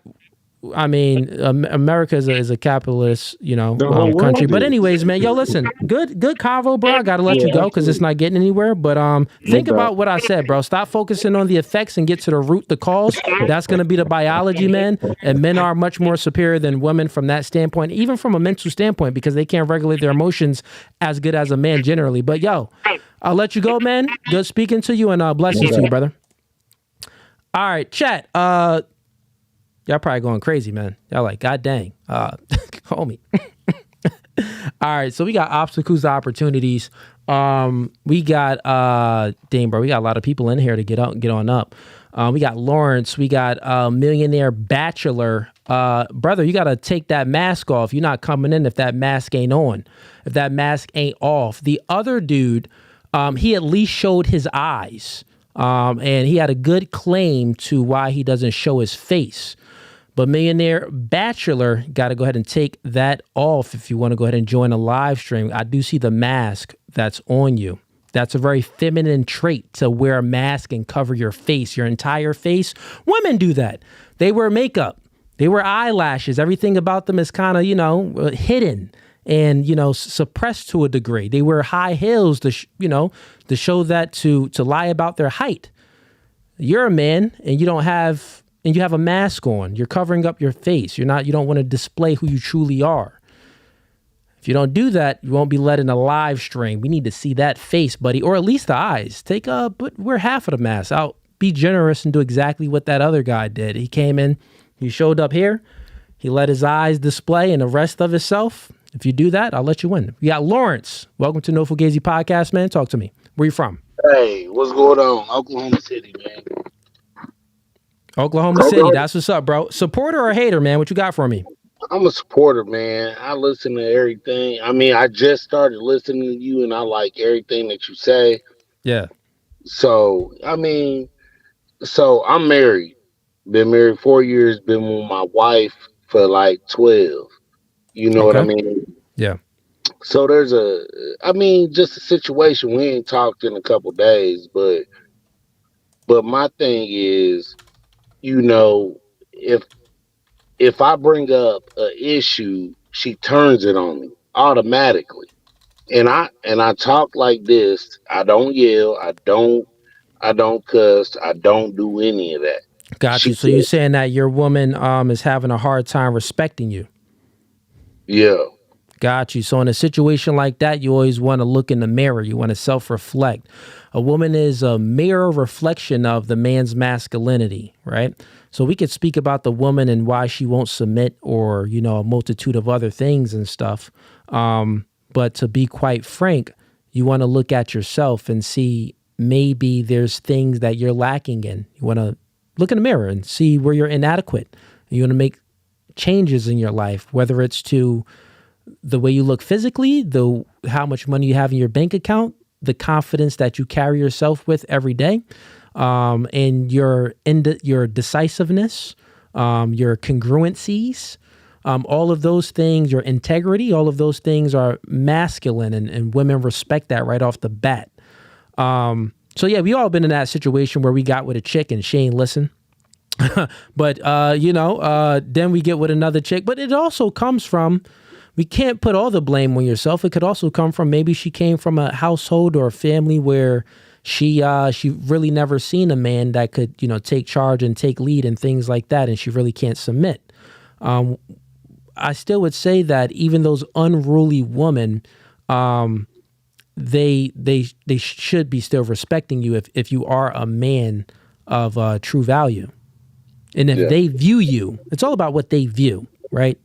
If they view you, because you could be a dude that average guy, right? You can make $40,000 a year. You can be 5'8", and you can be average guy.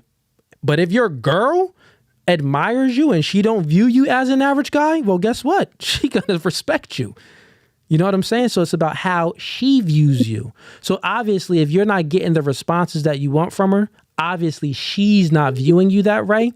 So there's no negotiations. You don't negotiate with terrorists. You don't negotiate with women. You know what I'm saying? You can't negotiate with her for it to be genuine, because you would want her to follow your lead and respect you naturally, right? Right.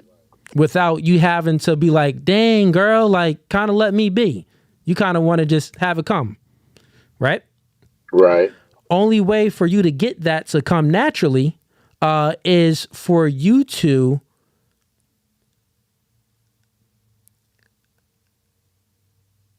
it's like this, bro, because you can't change the way the woman looks at you. So you can't negotiate it. The only way you can get that to come naturally is by you changing your behavior, right? Let me ask you a question real quick. In the first 6 months of you dating her, did she respect what you had to say?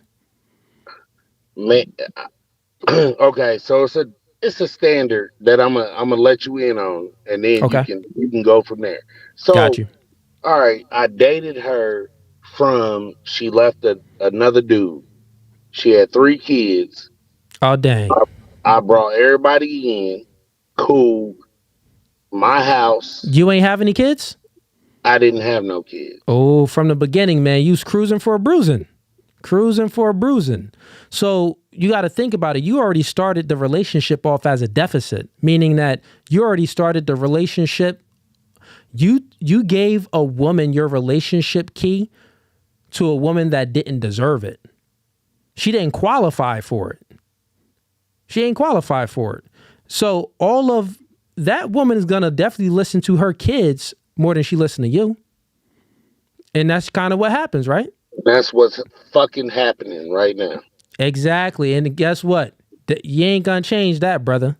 You gave your relationship key to the wrong woman, to an unruly woman. She was in another relationship and had 3 kids by how many baby daddies she got? It's me and dude, so it's 2.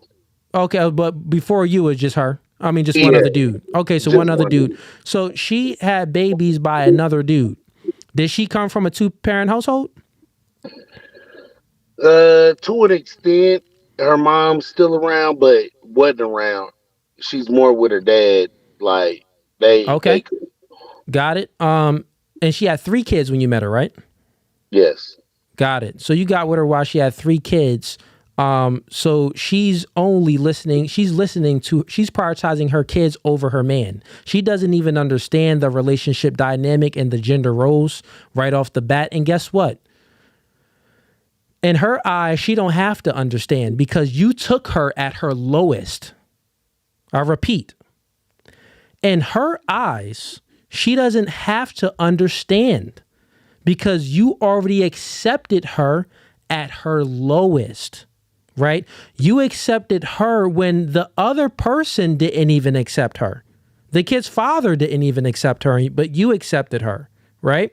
So when you accept the woman at her literally lowest and you're trying to do things to garner the respect and attention that you think that you deserve, I can already tell you just the fact by you accepting it, you don't deserve it in her eyes. And I mean, I feel that. I feel that that's what's going on. Yeah. Because I can't get shit out, and I don't even know what the fuck to do though. I mean, I love the woman, but I don't know what the fuck to do though, bruh. You know what I'm And saying? and it goes into, I'll speak about it more. I mean, what to 'Cause do is, hold on, she was hella different when she came to me because I bought the house. Shit, her name ain't even on the house. Her name, I bought her a car. I did, and it's not like, and this ain't no simp shit. We was together before I even did that. I just did that 2 years ago. You know what I'm yeah. saying? I got So you, man. Listen, I'll give you a piece of advice and I'm going to get to the next caller, but I appreciate you for sharing, man. I'll leave you with this, right? So you can understand. Women are, that's, how can I say it? What we were speaking to before. Women are vulnerable. Naturally, they're vulnerable. Let's think about it when you're single and you out there, courting women, dating women. When women are vulnerable, that's like the easiest time to smash. They're vulnerable. It's not good. It's not saying that it's a morally good thing that men should take advantage of women at those vulnerable moments, but those are normally the easiest times to smash. And normally when a woman is vulnerable and you smash her maybe after she just broke up with a guy, 2 weeks ago, and then you wind up clapping them cheeks, those things don't last when you get them at the vulnerable times. They don't last. And the reason why they don't last is because they grow resentment for you, right? Because they will get out of that vulnerability stage at some point, and subconsciously they know that they weren't their best self at the time when you accepted them. I repeat, they know that they weren't their best self at the time that you accepted them, so they grow resentment. Now let's bring all of this together. She got 3 kids. You got 0 kids. She knows that she ain't at her best self, but you still accepted her. She can't respect you. The resentment already grew. Just like if it was you clapping some cheeks with a girl that's vulnerable. And she like, okay, she may let you clap a few times, but after that, she bringing her cheeks back to her ex. Or she looking for a guy that she wait until she get out of that vulnerable state and looking for a guy that has maybe a more genuine connection when she ain't vulnerable. You know what I'm saying? So you just started off the relationship on a bad footing. I would say that I could speak to you and give you some constructive advice on what to do, actually steps to take, because you said you're married with her, right? Yeah, we're married. You're married. So, okay, we want to keep this going. And you have a kid with her, right? How many? I have 2 with her. You got 2 with her and y'all live together? Yes. Okay, it's always best to still try to keep things together, man. So I'll give you some actual advice of steps that you can take. It's a process. It is not. It's not like I could say something to you and things is going to change, but it's going to be subtle changes in your behavior so it can change how she views you, right? And I would say click the link in the bio. It's one-on-one coaching. I'll tell you these steps. I don't give it right off on air because I saved this for my coaching, because actually steps you can take to, there's no negotiations you could do. But it's steps you can take with changing your own behavior, then that will change the way she views you. So click that link, sign up for the one-on-one coaching. It'll take just a few coaching calls or maybe even one coaching call. If you actually follow my advice, you can get it done. And you will see a change. I got you, brother. Okay. Appreciate you. Blessings to you, Lawrence, man. And that's your wife. I want that to stay together. You got kids with her. So I'm hoping that it works. I do hope that it works. I All right, brother. Have a appreciate good it. one. Thank you, Cooley. You too, man. All right. Okay, let's see here. We got all right. Hey, we got mad people. We got so many people in here I got to get to. Dane, how long do I want to do this stream for? Let me get to the super chats and then I'll get some more people in. We got, let's see, PMM 365 sends in $5. Yo, Cooley, what's the update on the fake Drake woman worshiper? That's the only debate I seen you take a L on. Is he coming to the studio? This guy, if you thought I took a L in that debate and he still didn't come to the studio, that means that you actually think I took a W. But no, man, he never came to the studio, and reached out to him. He never reached back after that debate. So, yeah, he got obliterated, man. Just like the last dude that believes that women are superior. Like, what logical way does that even make sense? But anyways, we got Angel Griggs sends him $5. Can you Google Proverbs 23:22 for them? Sure. Yeah, I'll go ahead and Google that right now, man. Let's see what it says. And then I'll get some other callers in here. Give me a second, man. We got a lot in here, but I'll get to everyone in here.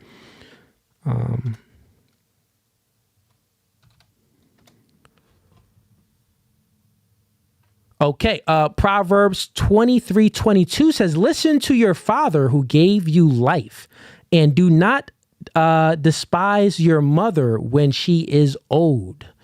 Okay, all right. We got, okay, Blackest Panther sends in $20. Appreciate the support, man. He says, this is funny. Please, Cooley, ask highest level of education before you let the next person on. No more high school dropouts. That can't even recall 9th grade biology or 10th grade history. Yeah, man, it was crazy. We got Tatiana Terry sends in $2. How do I get on your podcast? Okay, Tatiana, I think it's Tatiana. Maybe not. I'm not really sure how you pronounce it, actually. But anyways, Miss Terry, or Mr. Terry, I think it's a Miss Terry. If you want to get on a podcast, you DM No Fugazee podcast on Instagram, if you are a girl, and then you can come on the show. So my team would, send you the information, and you'll be allowed on the show. If you want to join this virtual live stream, though, if that's what you mean, then you just click the first link in this description. So click the first link in the description and you can join the virtual live stream. All right. So let's bring up this guy. You got to take your mask off, though, buddy. What's going on? Welcome to No Fugazee Podcast. Mask off. Hold on. First of all, I don't have to take anything off. I'm a multi-millionaire. I got a reason to hide my face. And you should be looking at hiding my face. We don't believe you, man. It don't matter. Where the fuck am I at? I'm inside of my mansion. Where are you at? Your studio? You got your phone, or were you on a laptop? I'm on my laptop. Let's show your mansion. On my laptop? My computer? You gotta, if you're on your laptop, and is it connected to a camera, or what are you on? It's a Sony A7 right now, so it's it's our setup. Oh, you got a whole little setup. Okay. Well, yeah. So I'll tell you, right? We don't believe people. I truly don't. I don't think anybody believes people. You got to think about it. The old saying, like, be a man of your word. The reason why they don't say be a woman of your word is because, well, you kind of hide everything. Women aren't really truthful. You put makeup on to cover up who you truly are. You wear high heels to make yourself seem taller than what you are. And men that wear a mask is a very feminine trait. Bro, because you're trying to cover up of who you are. Say none of that shit. You know what I'm saying, man? That's the truth of the matter. But listen, man, I got to let you go, brother. I do in-person debates, and we can do an in-person debate. You want to run? We could do an in-person debate in person. And if you want to set an in-person debate up in person in studio, I'll actually fly you out. I've been waiting for a man. I've been waiting for a man. No, I've been waiting for a man that wants to do an in-person debate. Listen, that maybe has a point of contention to things that I say, right? So with that, with that being said, right? With that being said, you could come out here, man, and I'll literally fly you out. I will. You don't have to fly me out. I run where you from. That's fine. I'll go ahead and fly you out, and we can do a debate in person. And then after that, we can box. We can put on boxing gloves because I do this, right? We can put on boxing. It's got to be safe for YouTube. I really want to do bare knuckle, but I don't know if YouTube allows bare knuckle and blood would come out and stuff from all of that. So listen. No one's from that area, man, of what you're talking about in Philly. I'm not from Philly at all. But listen, brother, if your mask is still on, I'm going to go ahead and let you go. There's no debate. I don't talk to men that cover up their faces and have very feminine traits. Right now. All right. So there we go. You got to mask off, brother. Mask off. We got Reese. Welcome to No Fugazee Podcast. Camera on, Reese. Oh, that's me, baby. That's you, man. Yeah. Oh, sorry. I just wanted to watch. I didn't want to join. I'm sorry. Oh, you didn't? This guy funny. All right, Reese. We got Anthony Wilson. Welcome to No Fugazee Podcast. Where you from? Yeah, I'm from Toledo, Ohio. I got a question. Okay, I got into an argument with one of my friends, and I told him that, you know, if I was to ever get a divorce, I would look for a younger woman with no kids, even though I have kids. And I told him that, you know what I mean, I want a woman that's very feminine, and you know what I mean, you know, I make enough money that I don't, you know, she don't have to work. You know what I mean? I make 6 figures. So I was like, you know, this is what I would want, because I don't want, you know, the woman that disagrees and go all that. I said, I want a woman that she don't have to choose. She don't have to work if she don't want to. And he said, what, you want her to be a slave? And I said, if a woman submits to a man, that's not being a slave. If like a man submits to God, we not slave. We're not being slave. He said, yes, you are. You are. So let me ask you a question. How long you been with your woman for, you said? 9 years. We ain't getting 9 years. We was just having a conversation. Yeah, just having okay, I see what you're saying. And so she's saying that, like, you're saying that, you know, the woman should naturally submit to the man, and she's arguing differently. No, not her. One of my male friends said that. Okay. Oh, one of your male friends said that. Okay, I got you. So one of your male friends said that. Okay.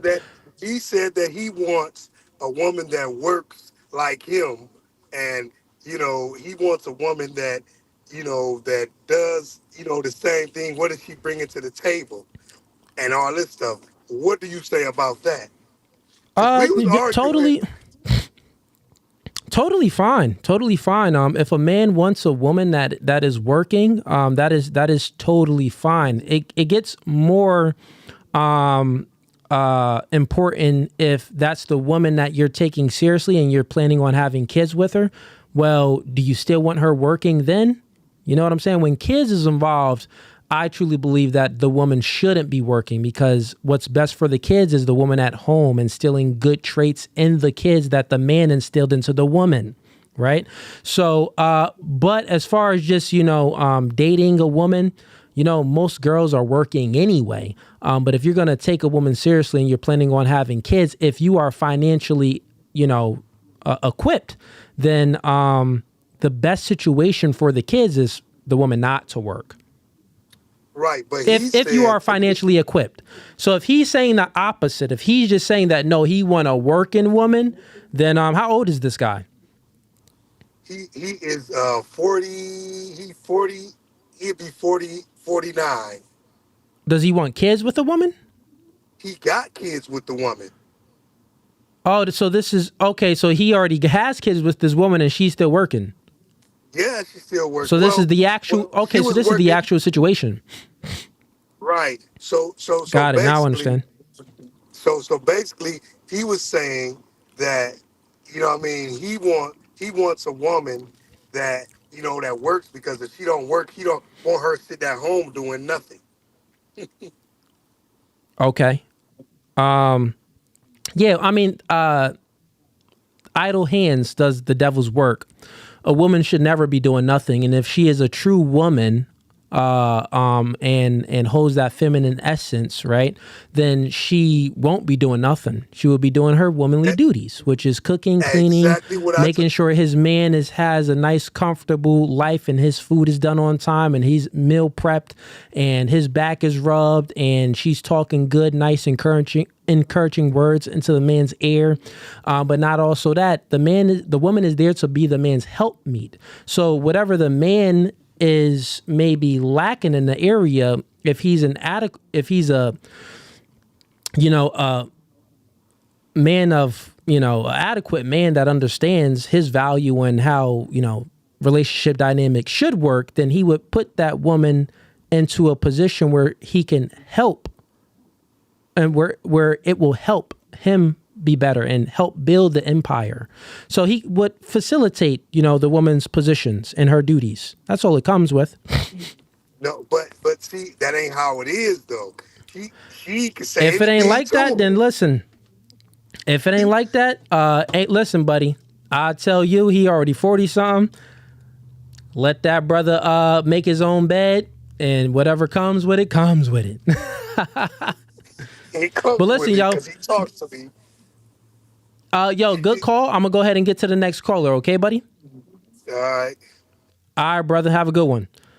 We got Cheese. Welcome to No Fugazee Podcast. Turn on your camera for me. Oh, hold up. I got you. There we go. All right. Damn, man, you need to clean that room up, brother. I know, right? I'm in the process of moving, man. What's How do I turn this around? What I gotta do to turn this around? Not sure. Probably click one of the buttons on there, or just turn. That's fine. You could just you just turn your camera around, turn your phone around. Oh, yeah, just turn it around. Okay. Yeah, but yo, what's going on? Where you from? I'm from Ohio. Ohio. That's what's up, bro. Talk to me. You a hater, supporter? What are you? Oh, I'm definitely a supporter, man. Everything you say Appreciate makes sense for sure.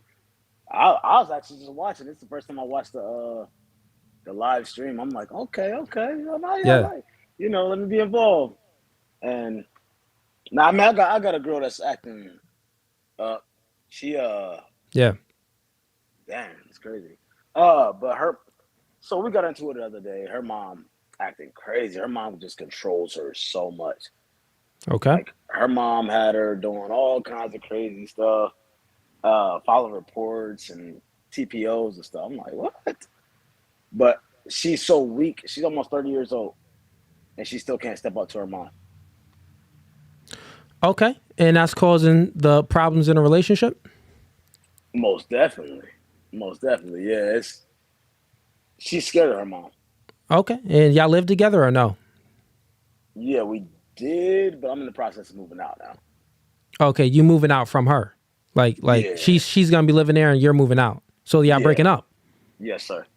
Breaking up. Got you. So what you looking for? Are you looking for to get over her, or are you looking for to understand something? I guess to understand it. Yeah, to understand it. Got you. So, you said that her mom is kind of, controlling her life and stuff like that. And the mom is the cause of the issues is the mom. Okay. Well, you said a situation just happened. Explain that situation to me. Okay. So we got in an argument and her mom showed up. Just an argument. That's it. And her mom showed up and freaked out. It's like, oh, I'm calling the cops. I'm like, it's an argument. You tripping? And she called her mom? She called her mom, yes, because she's a mama's girl, whatever. But she did call her mom. But her mom. I wouldn't say that the mom is the issue. Yeah, you're not in a relationship. So no, I said I wouldn't say that the mom is the issue because you're not in a relationship with the mom. Very true. You're in a relationship with her. She's the issue. If she's still reaching out to her mom for things and wants her mom to ride for her and stuff like that, she's the issue. The mom isn't the issue. The mom is going to do what moms do. When baby girl call, I'm there for you, baby girl. You need this? I'm there for you, baby girl. She just never detached from her mom. So she has a detachment issue where that means that she has that issue, not her mother. The mom is going to do what moms do. Mom coddle, right? The mom, I can tell that, does she have her father in her life? Not necessarily. Got it. So the mom is going to then overcompensate on the coddling, right? She has no father there to give any masculine guidance and tame that mom, right? So the mom is just, oh, that's my baby. I'm there for you. Whatever you need, that's my baby. I got you. So that's that dynamic. What I would say, if anytime you're arguing with a girl, I don't argue, right? I'm in a relationship. There's no arguments that happens, right? It's my way or the highway. Hey, I'm doing this, I'm doing that. You're not following suit. Boom. If we not together, if you don't follow suit. Right. So right from there, if the woman can't follow you off the bridge, hey, right? Not saying that you should be jumping off the bridge, right? But if she ain't even willing to follow you off the bridge, then man, that's a problem. She's an unruly woman. She can't detach from her mother. But not only that, you got to look at yourself. Like I told the last gentleman, you got to look in the mirror because the woman is a mere reflection of the man's masculinity. So if you can't garner the respect that you need from the woman, that will then lessen the arguments and cause less conflicts and chaos in a relationship, then you need to change your behavior to garner that respect from her. Because when it comes down to in a relationship, it's not about what you say. It's about what you say to wax them draws sometimes in a courting process. It's about both what you say and do. In a relationship, it's all about what you do, right? It's all about you being a man. So, I mean, if you only needed understanding, I would say that I think I gave some good understanding on the situation that you're going through. Any other questions for me, man? No, sir. Appreciate you calling on me. Cheese. Caught me off guard, but thank you. All good, Cheese. I appreciate you for calling in and sharing your story. I think is good when men call in like they have been calling in today and on many of these Wednesday streams that I do with relationship issues, because you're not the only one that goes through that, buddy. There's many other men that go through it. So when you call in, it helps me to be able to speak to someone like you where I'm speaking, and it's helping out hundreds and thousands of other men. So I appreciate you. I appreciate your call, man. Yeah, appreciate you as well, man. Thank you. Have a blessed one, brother. You too. All right. So, ladies and gents, let me get to the super chats. We got Marcus Gibson sends in $2. He says, why do you consider reparations to be a handout? Okay. All right. So let's speak about it briefly.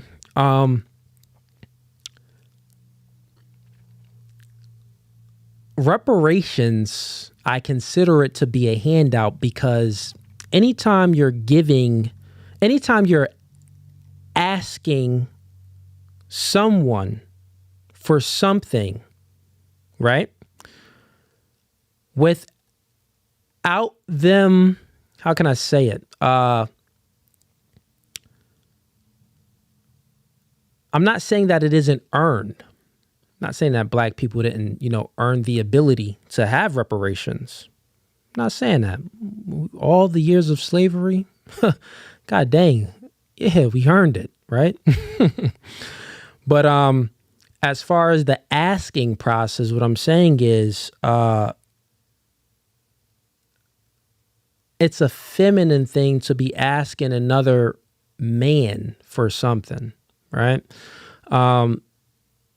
Not only that, to kind of like, that's what you're pushing forward. I think the reason why I'm not for reparations is because black people have their priorities all mixed up. Priorities all mixed up. It's the culture of Black people. The culture is the most influential culture. And that culture derives from, I would say, hip hop, if we say. And the beginning of hip hop wasn't bad. You know what I mean? We could even say it even before that with, you know, the blues and jazz and other things like that. And even Mozart was half Black. But the culture came from art, right? The culture of Black people all came from like artistry. We're talking about Black Americans. We know that, you know, ancient Egypt, which was known as Kemet, they built the pyramids. We know that obviously they must have had some good culture back then, those Black people, and doing great things. We're not talking about that, only sticking with America. So the culture in America is very artsy, right? What's the white culture? Niggas can't dance, they be stiff. The food be, you know, unsalted. You know, they need more salt on it. It's kind of like bland and plain. They don't prioritize the artistry and stuff like that. But Black people, we do. That's kind of like our culture. That's why it's so popular too, with our music, the way we dress, the swag about us, everything as far as that. It's the culture. It's very attractive. It's influential. People just gravitate towards it. But the white people culture, what is that? Well, they prioritized family, you know, nuclear family, mom and dad, conservatism, which is man working, woman staying at home with the kids and things like that. That's their culture. Now it's changing, of course, but we're just talking about it. And Black culture changed as well. Back in, you know, the 50s and stuff like that, you know, Black people, we did prioritize. 50s, we did our prioritizations was family. But with Lyndon B. Johnson and, you know, all the other movements and stuff like that, it shifted our culture. And we no longer prioritize culture. We no longer prioritize family.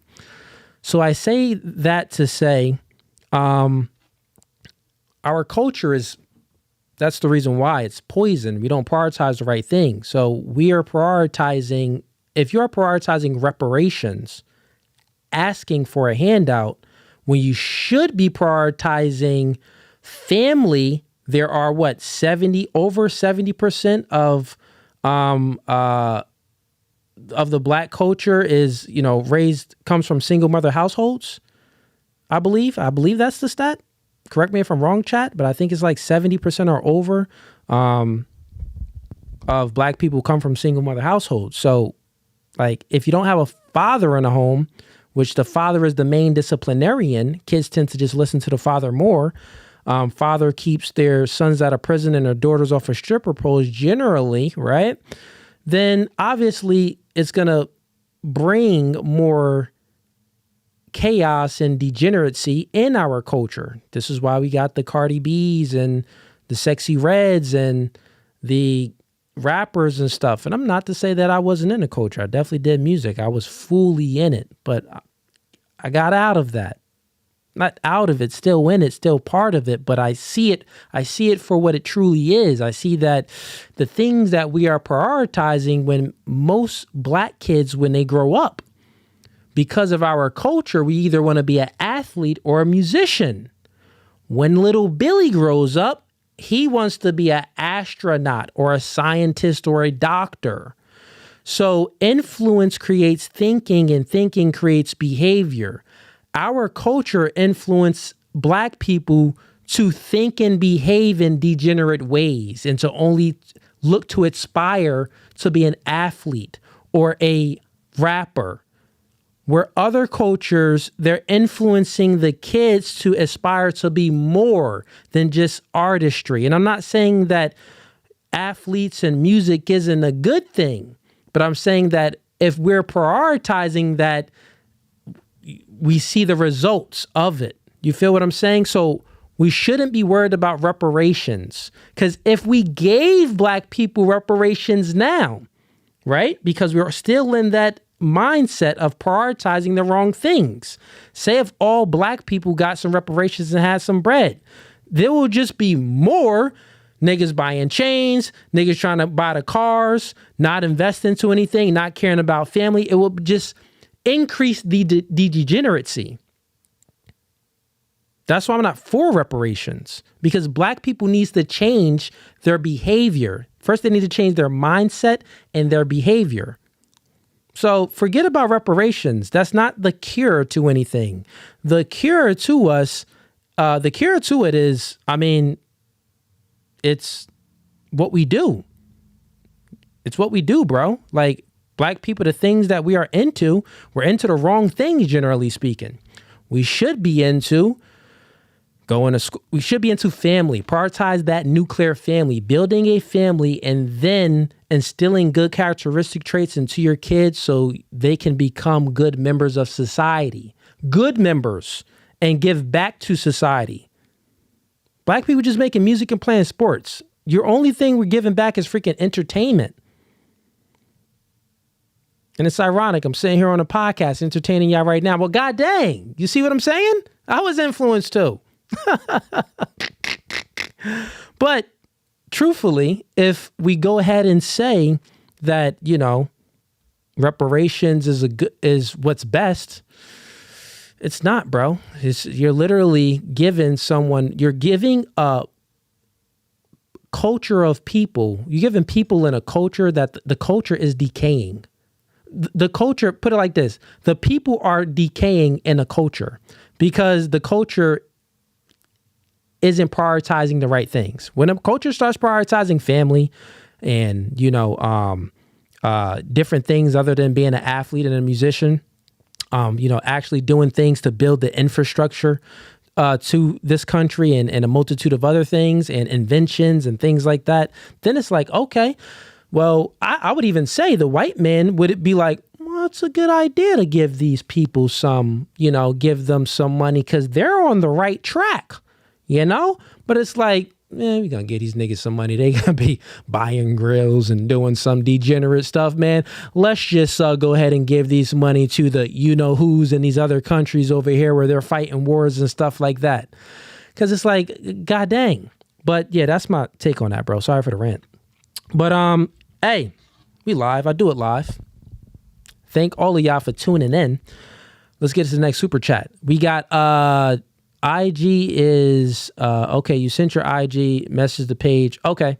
I'll go ahead and have my assistant view your IG so you can come on a podcast. I got you. Tatiana Terry sends in $2. That's what she says. Other than that, if we don't have any more super chats, we're going to go ahead and wind down. I've been live with y'all for 2.5 hours, and it's been pretty good. If we don't have any more debaters or anything, the next episode is going to be this Friday. I think we have about 4 girls scheduled for this Friday. Recruiters are still out there working on more girls to get them scheduled, but we'll see how many we have. We normally schedule 15 to 20 and 4 to 6 show up. That's just how it is, man. But anyways, Friday is going to be the next episode around, you know, usually we start around 8:30 to 9:30 p.m. So tune into that. And we are going to have that new intro for y'all. So that's going to be this Friday. Y'all going to get that new intro. But other than that, before you go, man, go cop the merch. Well, actually, before you go, click like this podcast. Like the podcast so it goes into the algorithm. It's free, bro. Just click the like button. It's actually free. It's the thumbs up. Go ahead and click it.